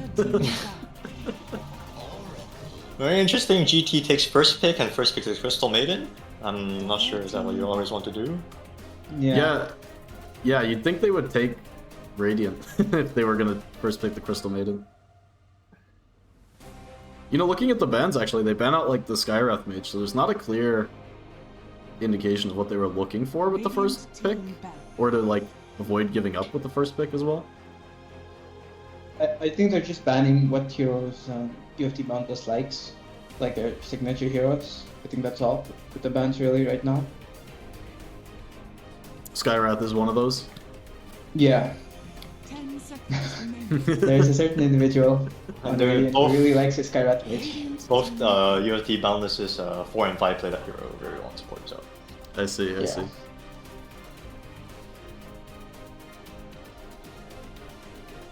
But frankly, I don't think I- Scarf is that strong anymore, is it? No, but I think the players. Fair point. 10 seconds. I'd be more concerned on the Enchantress hero. Oh yeah, for sure. 5 seconds remaining. I also don't really like the pattern of how they're banning the heroes that they didn't like last game, because it shows that they don't. I don't know if they like truly understand what went wrong, if they're just banning the heroes from last game. Because I'm pretty sure Boundless has more than 5 heroes to play. In a way. Dire team. It's No, they only have 5 heroes. That's it. That's why Yeah, they've got to exactly. pick their carry now, because it's going to be gone. yeah, so No, yeah, I mean, you're absolutely right. It speaks to the mentality a little bit. Georgia Tech just kind of, you know, it's a band-aid fix. We don't want to play against this, so we're going to ban the entire draft, and we're just going to go new. 5 seconds remaining. Yeah, it's not the strongest way to approach the draft, and it's not necessarily going to be a bad thing for them going in. I mean, it's okay, Yeah. but, you know, from a mentality standpoint, I think it is not the best sign, because they're kind of expecting, they're going into this game like they're going to struggle. Oh yeah. They do get the So Shadow I- Demon, which has been a pretty strong hero recently. UFT Boundless has like shown their safe lane. So I wonder if like GT has a plan to like counter these two heroes, because they can easily pick the 4 and 3 right now, and they always know what matchup they're playing against. Yeah, problem I have with that is it's a very stable lane, the Oracle Luna. Okay. I would not be recommending it. I'm not gonna say anything inconclusive. Well, I'm not gonna say anything conclusive right now, but No, that's what we're here for. Conclusion. I'm with you. I'm not a big fan of the Tide here. I think Luna's gonna have absolute free farm. If you want to run Tide Shadow Demon against it, 5 seconds you remaining. can purge off the Gush with the Oracle as well, so there's really no threat onto Luna. well, this is in a sense in more of a lane where they can't really damage each other, I suppose. But Oracle does. Now, this Luna and Oracle does have strong magic damage in the lane, so Yeah. I'm not exactly sure what Titan would be happy about that, because Yeah. I see a lot of Titaners going Shard nowadays, and that's undispellable. So it's not a bad pick per se in the meta, but I'm not sure it's just the strongest response GT can come up with. It might be more of a comfort pick. Yeah, I'm just afraid of the lane because we've seen Luna spiral out of control. If you get absolutely everything you want, you are one of the heroes that goes and accelerates even further in the jungle, and you can come out just, you know, an item ahead and cause real problems. And the Shadow Demon, you know, making illusions with Luna is not going to be enough to hold this back. So Yeah. just a little bit worried that Luna, you can pressure the Luna and make her miss farm and kind of trade this high damage lane against high damage lane. And that's one way to kind of deal with it. But even if Tide gets decent farm in the top lane, which I think he's going to struggle to do, it's not going to hold Luna back. Okay, so I think I kind of agree with Chiket. I think the whole philosophy of Tidehunter is you like take 2 levels in Kraken Shell and nobody can kill you. But the problem is this lane is they can't kill you because it's Oracle deals too much damage. And Luna also deals pretty good damage with the beep. 5 seconds remaining. So that makes the Tide pick kind of bad. Yep. I do think they have a 50-50 lane with the Shadow Demon pick. Tide, in a sense, he can walk him and press E against Luna, so really he's just got the Oracle E and Q. I have all those spells for calling anyway, I just remember my other hotkeys. And Shadow Demon is quite a good hero against Oracle and Luna, so I wouldn't say this lane is completely lost in GT's favor. I'd say it's pretty even, and they did get they did get to see a Tiny and Magnus in the pick TA. And that was a very quick PA pick, by the way, so I'm pretty sure GT's very confident with their top lane right now, so playing off the Dagger and Crystal Maiden slows. So we'll see how it goes. And of course, UFT Boundless reserving the last pick for the mid lane. Yeah, but do both of you think the Phantom Assassin plays well versus Tiny Max? CM? I think it's good. I think it's not bad. Yeah. Okay. I think It's the not lane's strong. alright. I think the game, you can have a little bit double-edged where there will be this timing where Toronto can find the burst damage onto PA, and if she's not, you know, at that BKB yet, you can just kind of feed if you have incursions into your jungle. But then later on, PA will be an absolute monster once you get late into the game, so... You know, Georgia Tech, as long as they're able to protect PA through that timing when Tiny has Blink, Magnus has Blink, and they're hunting, the PA will be totally fine. I'm gonna say 6-4 for UFT Boundless for the top lane, and at the best case scenario where GT comes over the 4, and I can definitely see Tiny and Magnus walking all over the top lane. So this can go very bad for GT, or it can go pretty good, and they will come up on top of the PA Battle Fury timings and get off with their Revenant's Brooch. I believe that's the meta build nowadays. Mm-hmm.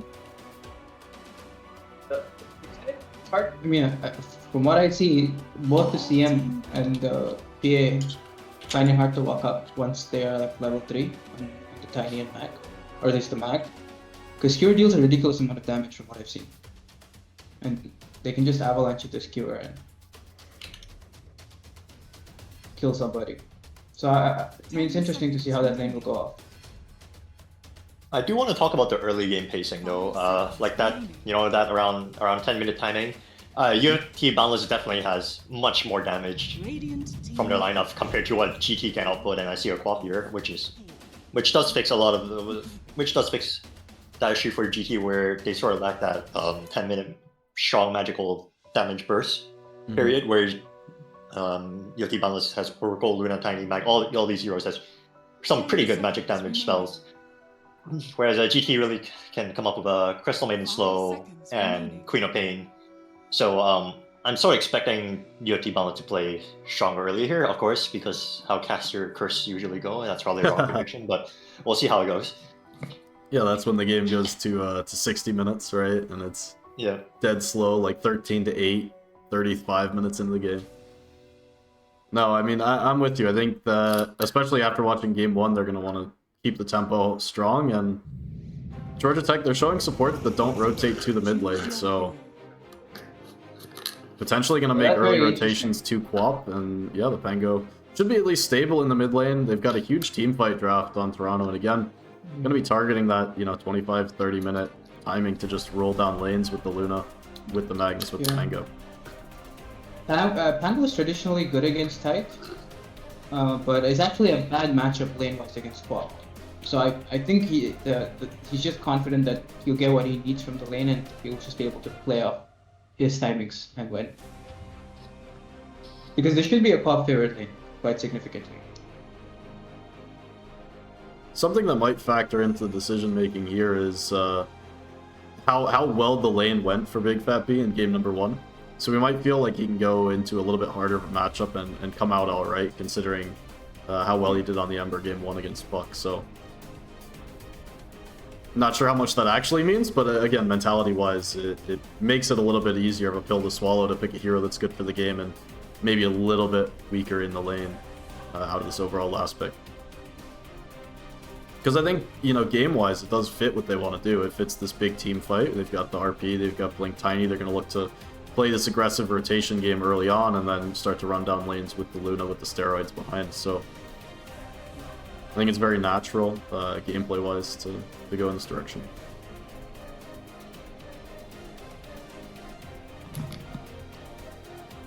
Alright, so what are our thoughts overall on who's got the draft advantage game number 2?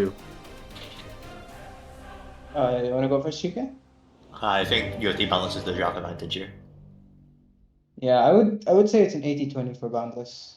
I really don't see how the GT team can prevent this Oracle from casting his spells, this Magnus from casting his spells. Holy moly, last match has Quap 13-0-14. Oh my goodness, this guy's confident.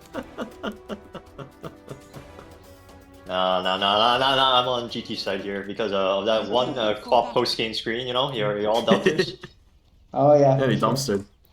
Quali has played Puck a handful of times in this season as well, and he's always looked good on the Quap. It's one of his more favorite heroes to play in the mid lane. So I think Georgia Tech, after getting beat back a little bit game number 1, did settle into some more comfort heroes.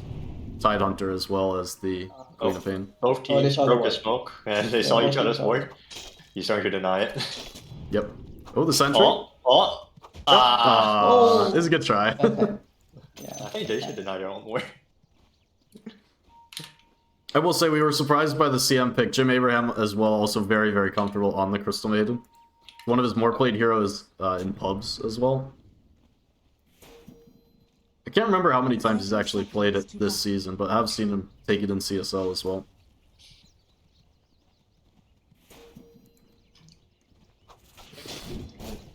Here comes the D-word. Yep. Got a nice 14 points of experience on every hero. It's gonna be game changing.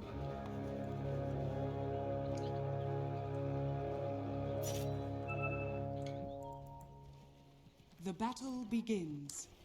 The horn sounds, we are underway. Nice disruption. Nice. Yeah, surprised Leechy King actually walked up there, but able to dispel the dagger. It's a pretty significant mana investment from Koali, actually, for the dagger in.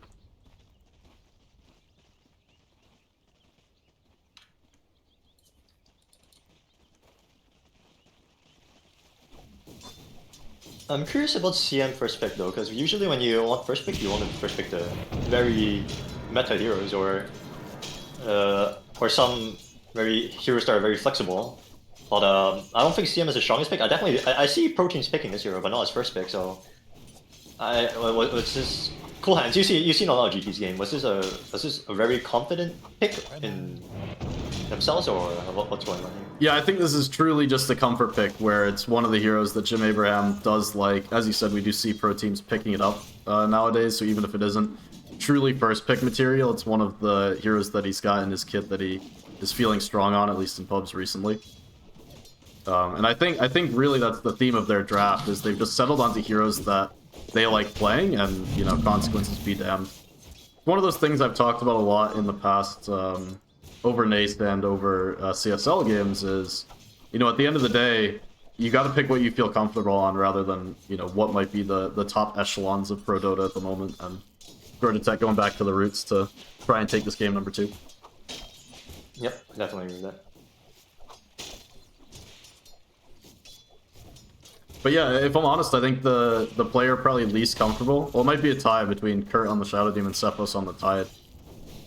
These are heroes that they do play, but, you know, just a little bit less than the other cores. But that really speaks more to how much experience this Georgia Tech lineup has on all the heroes they're playing. I actually really like what they're doing bottom. Oh, I missed a kill.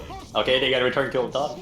Yep, just a little trade out. But the first blood did come through. It was the toss skewer play coming through onto Jim Abraham, so... CM, you know, of course, swift as, well, not as swift as the boulder. Yeah, pulled back under the tower. It happens. CM's gonna be very careful with her positioning in this lane. Oh, okay, I missed that one. I do like what Kurt is doing on bottom lane. Whenever he sees the Luna or Oracle trying to go for a round of burst, he just disrupts one of them, and his Titan here basically gets away scot-free. And I assume this is what they want to get. Well, this was the whole idea of picking Shadow Demon, so this was very nice. And yeah, that's a pleasant surprise. Mid lane though, Big Fat B is 6 denies and Quap at 0, a little bit sad. Yeah, I mean, it's happening again. This is very similar to what happened game number 1, where, you know, we saw Puck versus Ember, and we kind of figured, yeah, it'll be relatively even, you know, Puck won't get too much out, but it should be, you know, totally fine to just farm back and forth. Top lane, toss skewer combo. The toss skewer combo, PA might actually go down. Oh, okay, Geno does get off with the CM slow. I didn't see the blink strike was on cooldown, so he must have used it. Yeah, he blinked into Tiny, and Tiny tossed him over the back. I feel like that's like the cardinal sin in this lane. Do not blink onto the Tiny, or you will find yourself under tower. That's right. Because really, it is the saving grace of PA in this lane, where you can get dragged back into the tower so often as you're able to find the blink strike back to the CM. I think CM's gonna need to pull this one. Oh, another Avatos and a skewer. Yep. And the skewer. CM will be taking full in this lane. This is the not 6-4 situation. Yeah, it's a rough one to be CM. Just not gonna have a good time here. It's gonna be run down. Have to look back at mid though, because it's 8 denies for Pango right now. 28 to 8 versus 18 for 1. This is atrocious, and Koali already used the blink. Might be in some trouble here underneath the tower. Fair fire. Yeah, another round of spells not coming up for Big Fat B. He doesn't quite have the mana.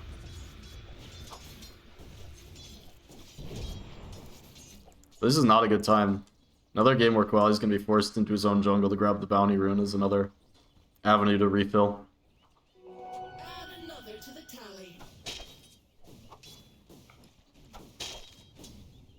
So what's the build-up going to be for Pango early? How quickly do we think he's going to want to be online and rotating versus just chilling in this mid?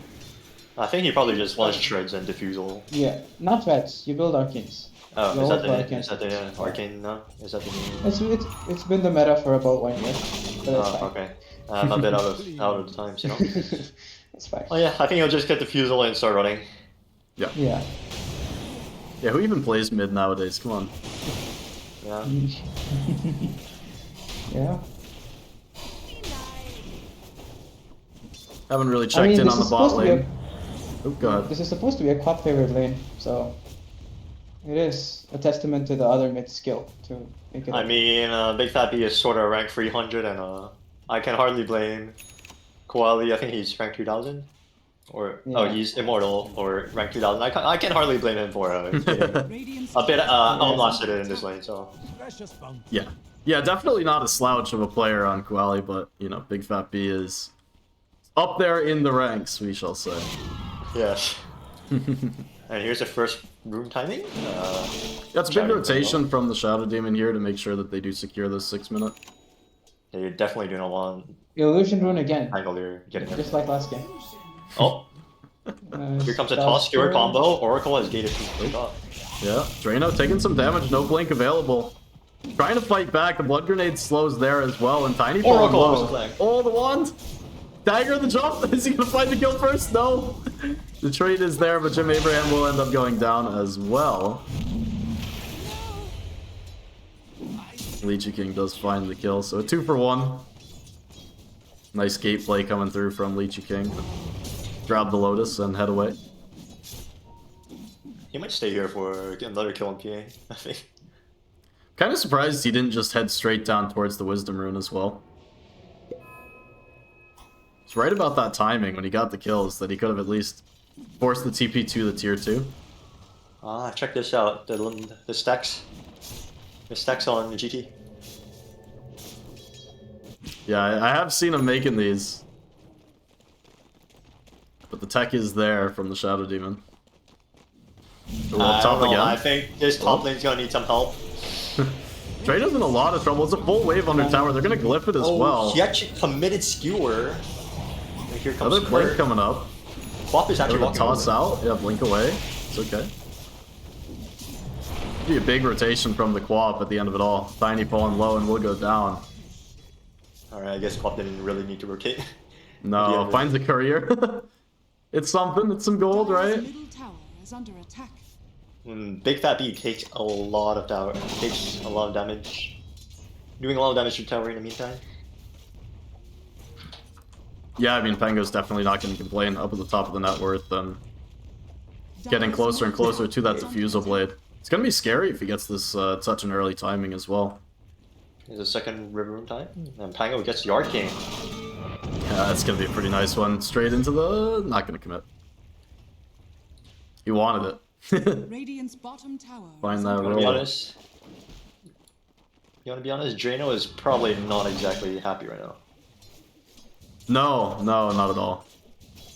I mean, his CS is actually decent, and his net worth's not the worst. But doesn't feel a bit good far to away have from a the party in battle your to be lane. farming those stacks. Yeah.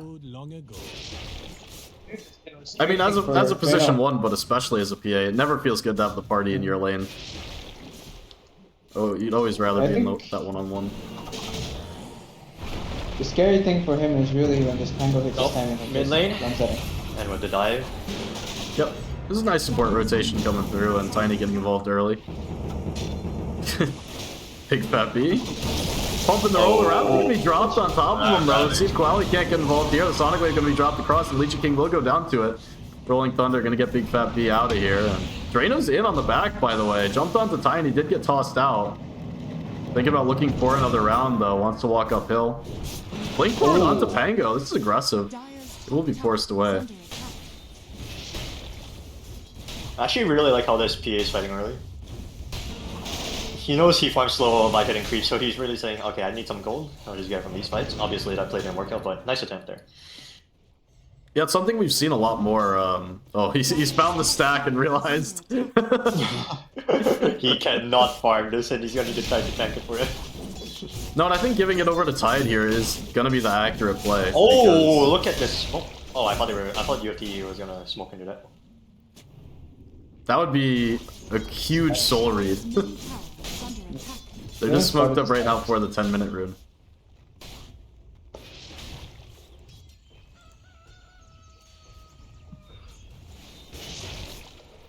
Okay, Quap is going for the Witchblade. Which, I don't know. Would you prefer an Arcade on this Quap or a Witchblade?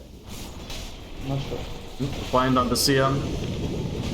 Gonna drop the old Leeching. He's Oh, falling so ITD? low! He dies to neutrals though. Yeah, the ogre Owlbear. No, the ogre bruiser, right? Smashing him down. There's a lot of damage coming out from the freezing field. Tangolier nearly done with his diffusal blade. Dire's middle tower. Yeah, Drano was helping out with these stacks for the Tidehunter. Not sure how much of the CS he actually ended up getting between the Anchor Smash, it's kind of hard to tell. But that's not a happy existence as a PA. Forced to split stacks with the Tide. Still working on the Battle Fury, and it's not going to be at the worst timing either, but... just struggling a little bit. Oh, Magnus just finished his dagger. It's just got delivered to him on his curry and he's getting bottom. They're gonna group up with the Luna as well, who's got the Mask of Madness. Is going the Glaives build, which is obviously standard nowadays. So not the most damage Luna's gonna be helping out with, but holy moly, off to the side, finds the RP. Oh, just onto the CM. They're gonna drag back, but the Ravage still over the top. Mea Culpa in some trouble here. It's getting whacked down by Cepos. Ends up taking him down, and Jim Abraham trying to run away the toss. It's not enough damage. Holy moly, he's gonna be looking for another blink, and Jim Abraham trying to retreat. He's not gonna make it. I'm gonna say, GT is probably very happy with that. Yes. Yeah. PA got to hit some creeps in the mid too. Yeah. I'm not too sure why he committed RP for that. Or... Unless Drano dies mid. Oh yeah. Got a blink. Oh wait. Skewer. Oh, the damage was there. Okay, Drano just not able to blink away, and see if they can't find at least one in return here. Oracle has false promise. And Oh, just barely. Got him at 15 HP, by the way, on that false promise. he's like he fine. might- He had the fade. Oh, he lives. Okay. And Tango with the diffusal, just going in there. Tide living through it all, but will go down eventually. Yeah, Drano just sticking around a little bit too long in the mid lane. The TPs came through, and it's not a feel-good death. Quali blinked in pretty close to try and pump out some damage, but it took away the escape avenue for PA, so it's just kind of rough. Oh, and this is a great find onto him as well. Quali gonna be run down. This is a Tiny with no blink, by the way, but walking to get in position for that blink away.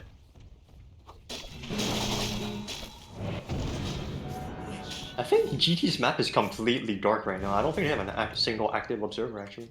I mean, the CM just dropped one, but Yeah, no, you're absolutely right. That one It is is, currently the only on the map. they don't have a lot of map info right now. No, and they're getting absolutely run out in the mid lane again. Cepos has the Vlad, but against the entire team, well, maybe.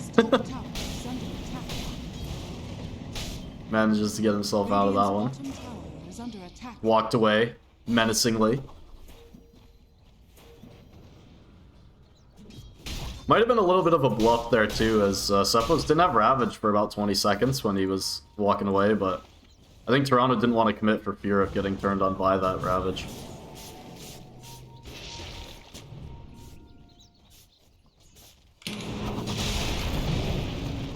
That's a tiny dagger reveal. Blink toss. Blinks out RP. Of course, he just hold it.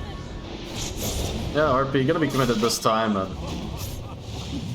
Drano looks like, oh, find the blink away. Is there another round? The Ravage gonna be dropped to make sure Drano can get himself out of there.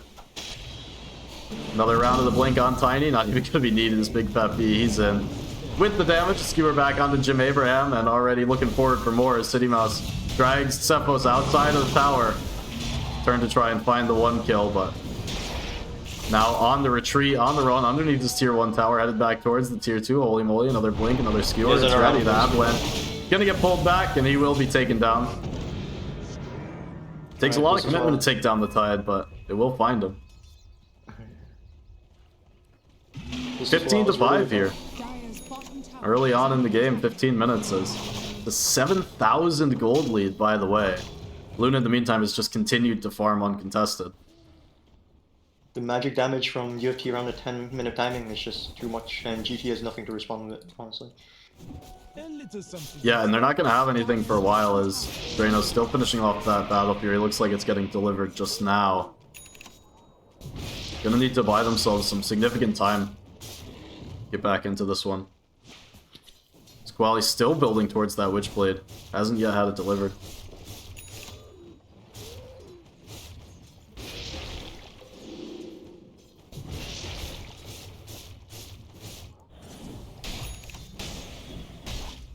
And really, there's a question of what item is the impact item that lets Georgia Tech play the map again. Because I'm not seeing anything coming out anytime soon that it's going to be this enabling item, enabling timing. You went Orchid Dire's bottom because tower you is can under kind attack. of do things by killing Oracle if you see him in a fight. Because currently this Tide can't go on anybody with Ravage and like guarantee a kill unless he gets Oracle and the Ravage too. Dire's bottom tower And they don't really have a good follow-up stun, Tribute. so yeah, it's really hard to play fights. Dire's bottom tower is under attack. Yeah, that's probably an understatement. I mean, it feels just impossible if you're Georgia Tech. Again, Jim Abraham going to be salted away. Holy moly, looking for more, Cephos. Not the target they can really take down easily. Quali, though, might just be. It's the jump forward. He's out of mana, just has enough for the blink. City Mouse hunting behind the tower. Avalanche with the toss. A couple of punches. One more hit. We'll take him down. Oh, that was about vision. Yeah, it was just the blink back from the tier 2 tower, or the blink back to go behind the tier 2 tower. Nice read from City Mouse there. And it's this couple of blinks. Like you said, the magic damage on the 10-minute timing, enabling them into these blink daggers, especially on the support Tiny, and haven't let up since. Drano's going Desolator, which I don't think is the build anymore. Usually people just go BKB into Revenants. Dire's And he middle is showing tower on early is mode under here, attack. so UFT will know. They're a bit preoccupied with taking the towers right now. Yeah, it's not the quickest tier 2 take, and they will Oh, start to big heavy. TP. Yeah, the Power Ranger's coming through. Radiant's Hunts him bottom down, slows him up with the Diffuser Blade. Oh, look how much damage there is. Doesn't even need any help. The Agnum's untangled here. Yeah. That's fresh as well. It's just delivered. That's the Rolling Thunder, and he's confident enough just to walk up the high ground right into the Tide Hunter, but who really cares about this one? RP gonna be dropped on the backside to cancel out the freezing field, because why the hell not? More than enough damage for University of Toronto, so they can be all willy-nilly with these ults, as they'll just clean out. Quali up to the side with the Sonic Wave. Big Fat B falling low, but the False Promise is there to save, and Quali now starting to get run down. Will be taking down the last hero to fall. Gonna be the Shadow Demon, as it's a full team wipe. Luna, in the meantime, taking the tier 2 up top. Dire's top tower No need is to join falling. in, as his team's got things under control.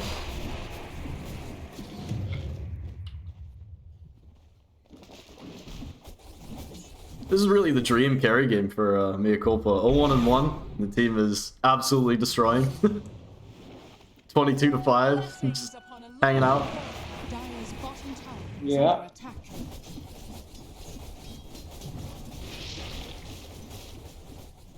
Mea Culpa will just continue to provide that insurance policy by Under attack. farming up away from the team while Oh, the hunt is still on. This is a big find if they can grab it. And the toss slams the Quali. door on Quali. he barely showed for a second there, and he's instantly dead. That was brutal. Yeah, I mean, compared to game 1, this game 2 just feels absolutely oppressive from Toronto. Has fallen. This is Yeah. insane. Radiant are scanning. They do go for a smoke here, but I'm not sure what they're looking for as two supports. Yeah, in the Cephos meantime, gonna die. Tide Hunter's getting run down in the bot lane. Cephos has invoked the ire of the Toronto team. Supports have locked onto him. Pango, in the meantime, is just kind of chilling out over in the jungle. Hey, Eventually, you see the Luna, smoke breaks, so the Luna night vision Just completely sees the Shao Demon and even completely with this jank. Oh, what a disaster. He turns around back up to the high ground. What a psychopath. No way. No way. Yeah, it's an absolute psycho run back up. They will find the return kill. Just the one. I'm not too sure what that was, but He was completely out. Saw the smoke break, right?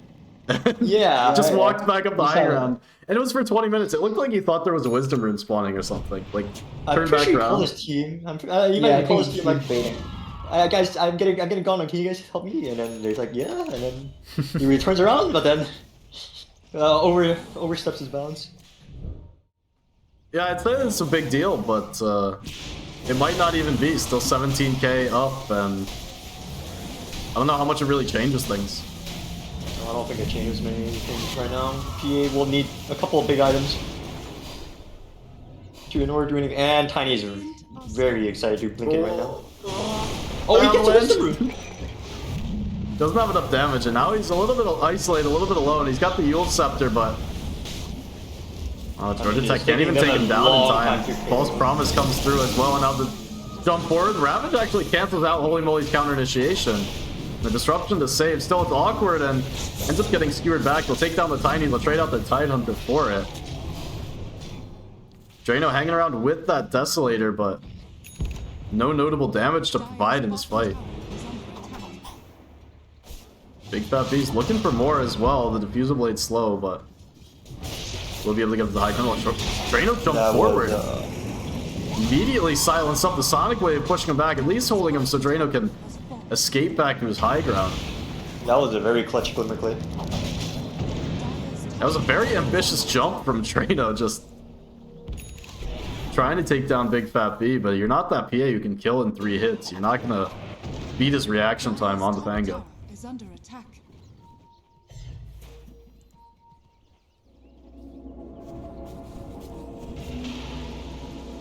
And now Luna has the BKB, and looks like it's going to be Roche time for Toronto as they start to make their way down towards that Radiant corner.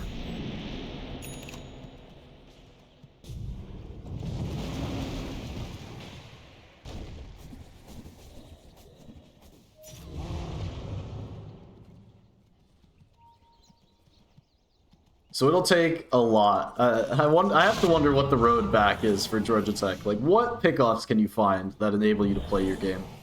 Because at some point, if this game goes to like 45 minutes, PA will do PA things and be this carry that can play in the game.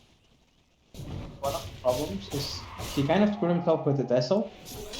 Because the PA timing is really the Revenant's group. It's when you kind of become this hero that you can't push high ground into because he's just daggering you repeatedly and slowly somebody dies. So I'm not really sure if he knows about the build or if he just decided that the Deso was better this game. Yeah, I will say that one advantage the Deso has is that it comes online slightly faster, I think. Where if you're really going this true glass cannon, like no early BKB, you have damage immediately at your second item. But beyond that, it is just ending up being weaker. Oh, the roll, it's not gonna catch him. Ooh. I think he thinks that Deso is very good against Oracle, which is not a lie. It's true. It's very good against Oracle, actually. But then he just queues up the Rapier right there. And okay. He queues the Revenant Brooch. But I don't think you can do anything on PA without a BKB. So yeah, I think that's why the BKB build is popular because the PA doesn't do anything without BKB, and the Revenant Brooch gives you like this aspiration where you're like, okay, if this game goes to 40 minutes, I can kill people. Is under attack. Right. Venos farming under a ward, and UFT is not feel anything. Or they are. Oh. Toronto looks like they're ready to just head up the high ground. Luna, BKB, and Shard both online, so with the Aegis, she'll just sit up top here. Oh. Great timing for a pause. Tier 3 tower down to about half HP. I mean, Luna does have BKB and Aegis, so... What animation is this from the Magnus? This is just walking animation, right? Looks like his arms are Yeah. slightly raised. He might be casting Empower.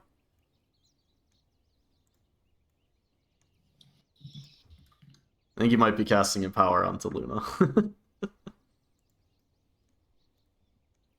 Anyway, what the horse? Luna kills everybody. Magnus skewers the Tidehunter back, and then GT cannot do anything, and they'll watch him die. That's probably what will happen. That's my guess. If he gets skewered back, I guess...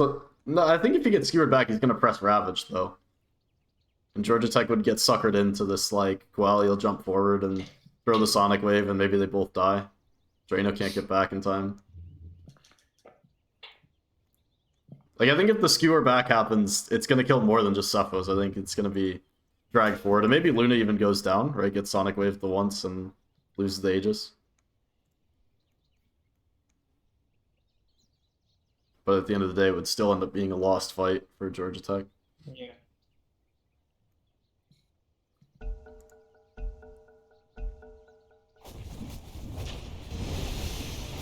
Cephos out of trouble. Whoa. Oh, here comes the skewer back.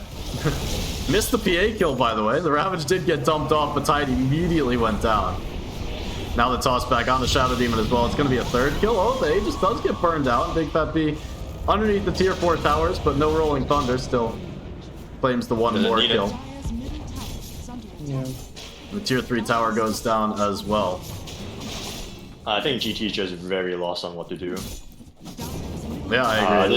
This PA has switched items 3 times, from Shard to Rapier to Revenant Boost to Basher. This Deso has 0 charges, and it's very obvious their lineup can't really fight from the 10-minute mark. Damage. And honestly, this game is probably just done. I think it's 2 games in a row, too, that out of draft, they had real problems they failed to address with their later on picks. I also think Boundless's draft worked very well for going high ground early, because you had this Tiny and Magnus who are just going to reposition your heroes. Luna up on the high ground. Totally fine as the BKB still available. Charging forward, looking for some kills. CM will go down, but Luna all of a sudden behind the racks. Maybe a little bit of awkward positioning here. Try and take her down. Drano over the side. Does take out Oracle Legion dies. King. Is that? Drano, though, eventually, the squad does find him. Big Fat B, another round of the Rolling Thunder coming through with the damage. Doesn't quite have enough to take down Koali. We'll make it back to the fountain, but really does just feel like a death rattle. City Mouse in the fountain takes down the queen. Oh boy, that's a rough one.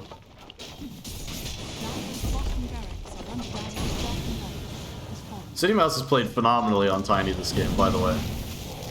Just actually from about 12 minutes. That's true. Once you got Even in late, honestly. Oh yeah, and the toss, the Abbott toss combos. Yeah. I mean, just a toss into skewer. The toss skewer, yeah. I mean, UFT just doing a little trolling here. Yeah, you know. Gotta get the celebratory throw in while you got the time.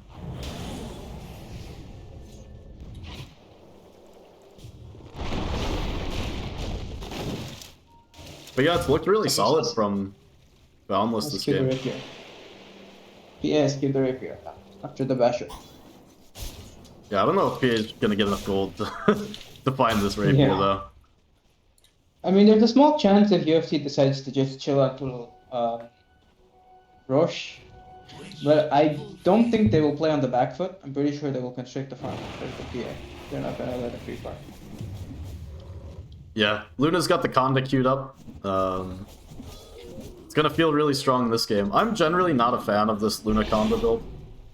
You do less damage than with Daedalus by a pretty significant margin once you hit level 20. But it's the new shiny item, so everyone likes to build it.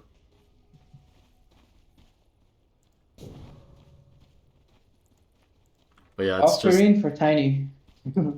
Yeah, Unless he just wants to have fun. It's so hard to get anything in this game if you're Georgia Tech at this point. Can just see where they're forced to play to Tidehunter all the way up on the high ground. This is the hero that wants to be showing on the map 24/7. Meanwhile, Georgia Tech trying to protect their PA, trying to get Drano this farm.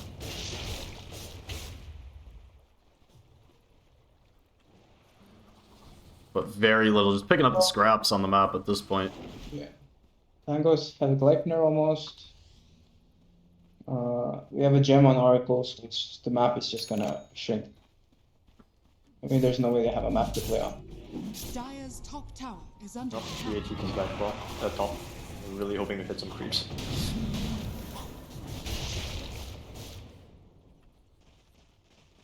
Almost halfway up to the rapier. I suppose you're right. If Toronto does wait for this Roshan, it'll be right about the timing PA can collect the rapier if all goes according to plan. Yeah. And she is sneaking out on the map on the PA. This is a little bit scary, I will say, for Drano, because since he did just use the TP, it's hard to show in lane this far out without having that resource available. So that's why we don't see him going for these blur plays on the wave.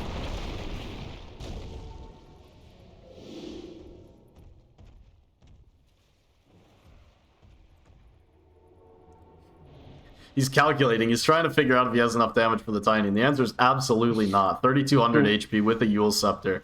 You're not killing this Tiny. 28 armor. There's no way. Absolutely not.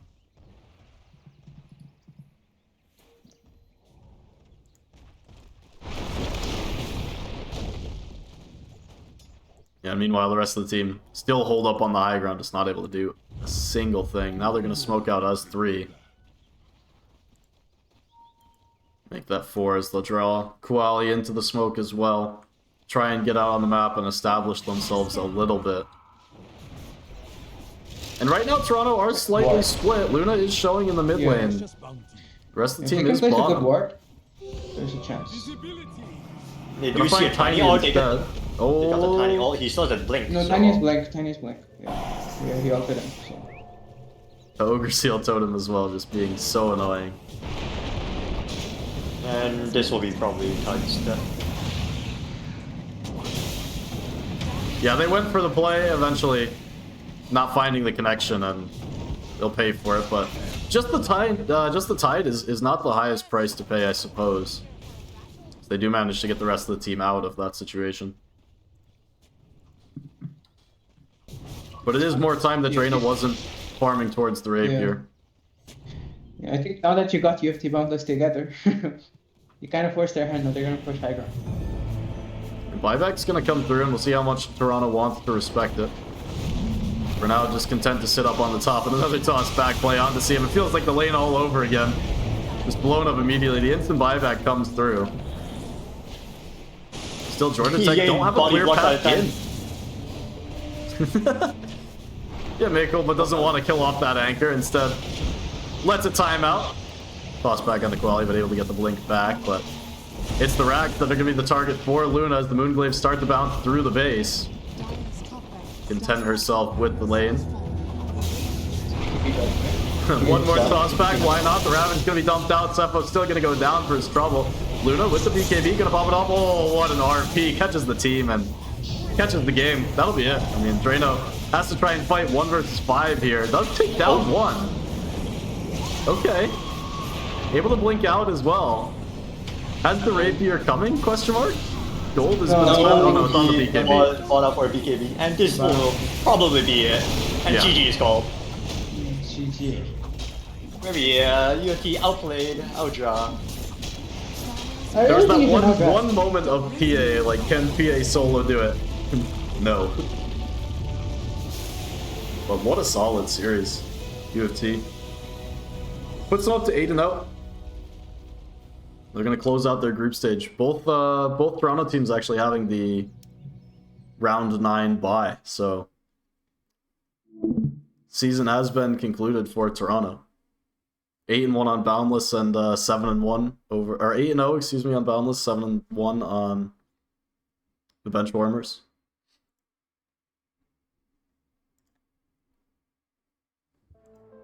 So thanks for joining on here, guys. We've got another Oh yeah. series to get over to, so I don't have the most time to break Alright. it down, but any last thoughts that you've got about this game, the series, even some last thoughts on the regular season for Toronto, as both your teams going to be headed into the playoffs about a week from now. Oh, do we have like a 1 week break? Oh, well, I guess we have a 1 week break. But... Do we? I actually thought it was straight into next week, but I am... Oh, I do hope it's straight into the thing, because...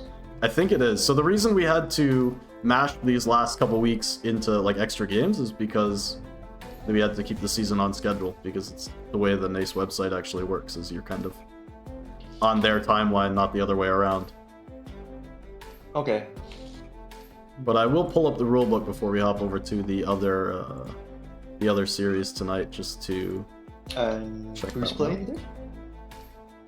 I'm actually interested to see if any of them rescheduled. The reschedules always happen like 5 minutes before the game, so let's see what's going on. There's 2 matches that are like going to decide the 4th place. Oh, it looks like UCSD UCLA is not happening. So it's No, I'm gonna be pretty sure they just MSU forgot to Seneca. ticket the game or something. I feel like they forgot to ticket the game or something. UCSD Or- is generally pretty good. Let me see if they haven't rescheduled already. We are in round 8 at the moment. Round 8 says UCLA Oh no, forfeit. there's a Mississippi State versus a Seneca game going on. That one's going on. That one's going on. UCLA very well might have forfeit against UCSD. UCLA has forfeit last minute in the past. No, what happened with USC? I actually seen some of their games and they're actually not bad. What happens is they ask for a reschedule very last minute, and none of my team can accommodate that, and they just forfeited. So I feel like they're not a bad team. They just well, it'd be nicer if they contacted about reschedules earlier, you know? Yeah, as far as I can tell, and from having played with them in the past as well, I think they only have 5 people total. And so it's kind of the situation where if one person like has plans or makes plans, it kind of just throws the game out the window, and it's not the most serious for them. So they're kind of like that fringe playoff border team, and you know the forfeit losses do end up costing them kind of season in, season out. Yeah. It's unfortunate, but I wouldn't be very surprised at all actually if it is just a true forfeit loss. Now it could be a non-ticketed game, and then we'd have to deal with that. But where's the rulebook here? I was looking for one thing.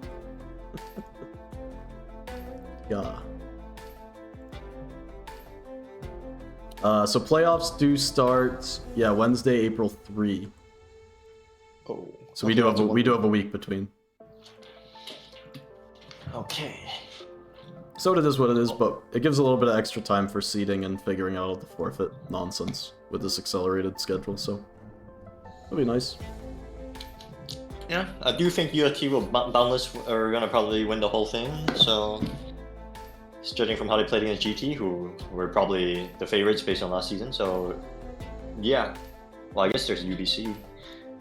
Yeah, UBC did end up winning it all last season. And they're, a pretty strong team in their own right. Yeah. Yeah. It's going to be fun playoffs to watch. Honestly, there's a lot of strong teams. USF is pretty good as well, and it'll be interesting to see them match up against Toronto Benchwarmers in all likelihood. Aren't they being coached by DNM? They are, yeah. Yeah. That was news to me when I heard it for the first time as well. That was a fun one. It's like I didn't know you guys had a coach, and it's DNM. Sure. Yeah. It's funny. Oh yeah, for sure. But yeah, I'm gonna toss it to just a quick break now while I queue up this MSU Seneca series. Alright. This one has some pretty real playoff implications, so anyone sticking around, make sure that you stay for this upcoming series. It looks like they're about 10 minutes into their match now, so I'll be bringing that to you as soon as I can get it queued up. Thank you so much for having me. All the differences aside, you and I feel right. Say maybe we don't need to leave all of our differences aside, 'cause that's what makes it right.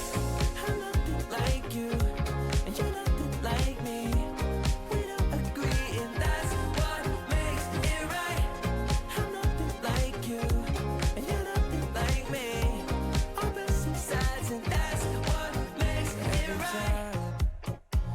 every time that you think it's gone too far.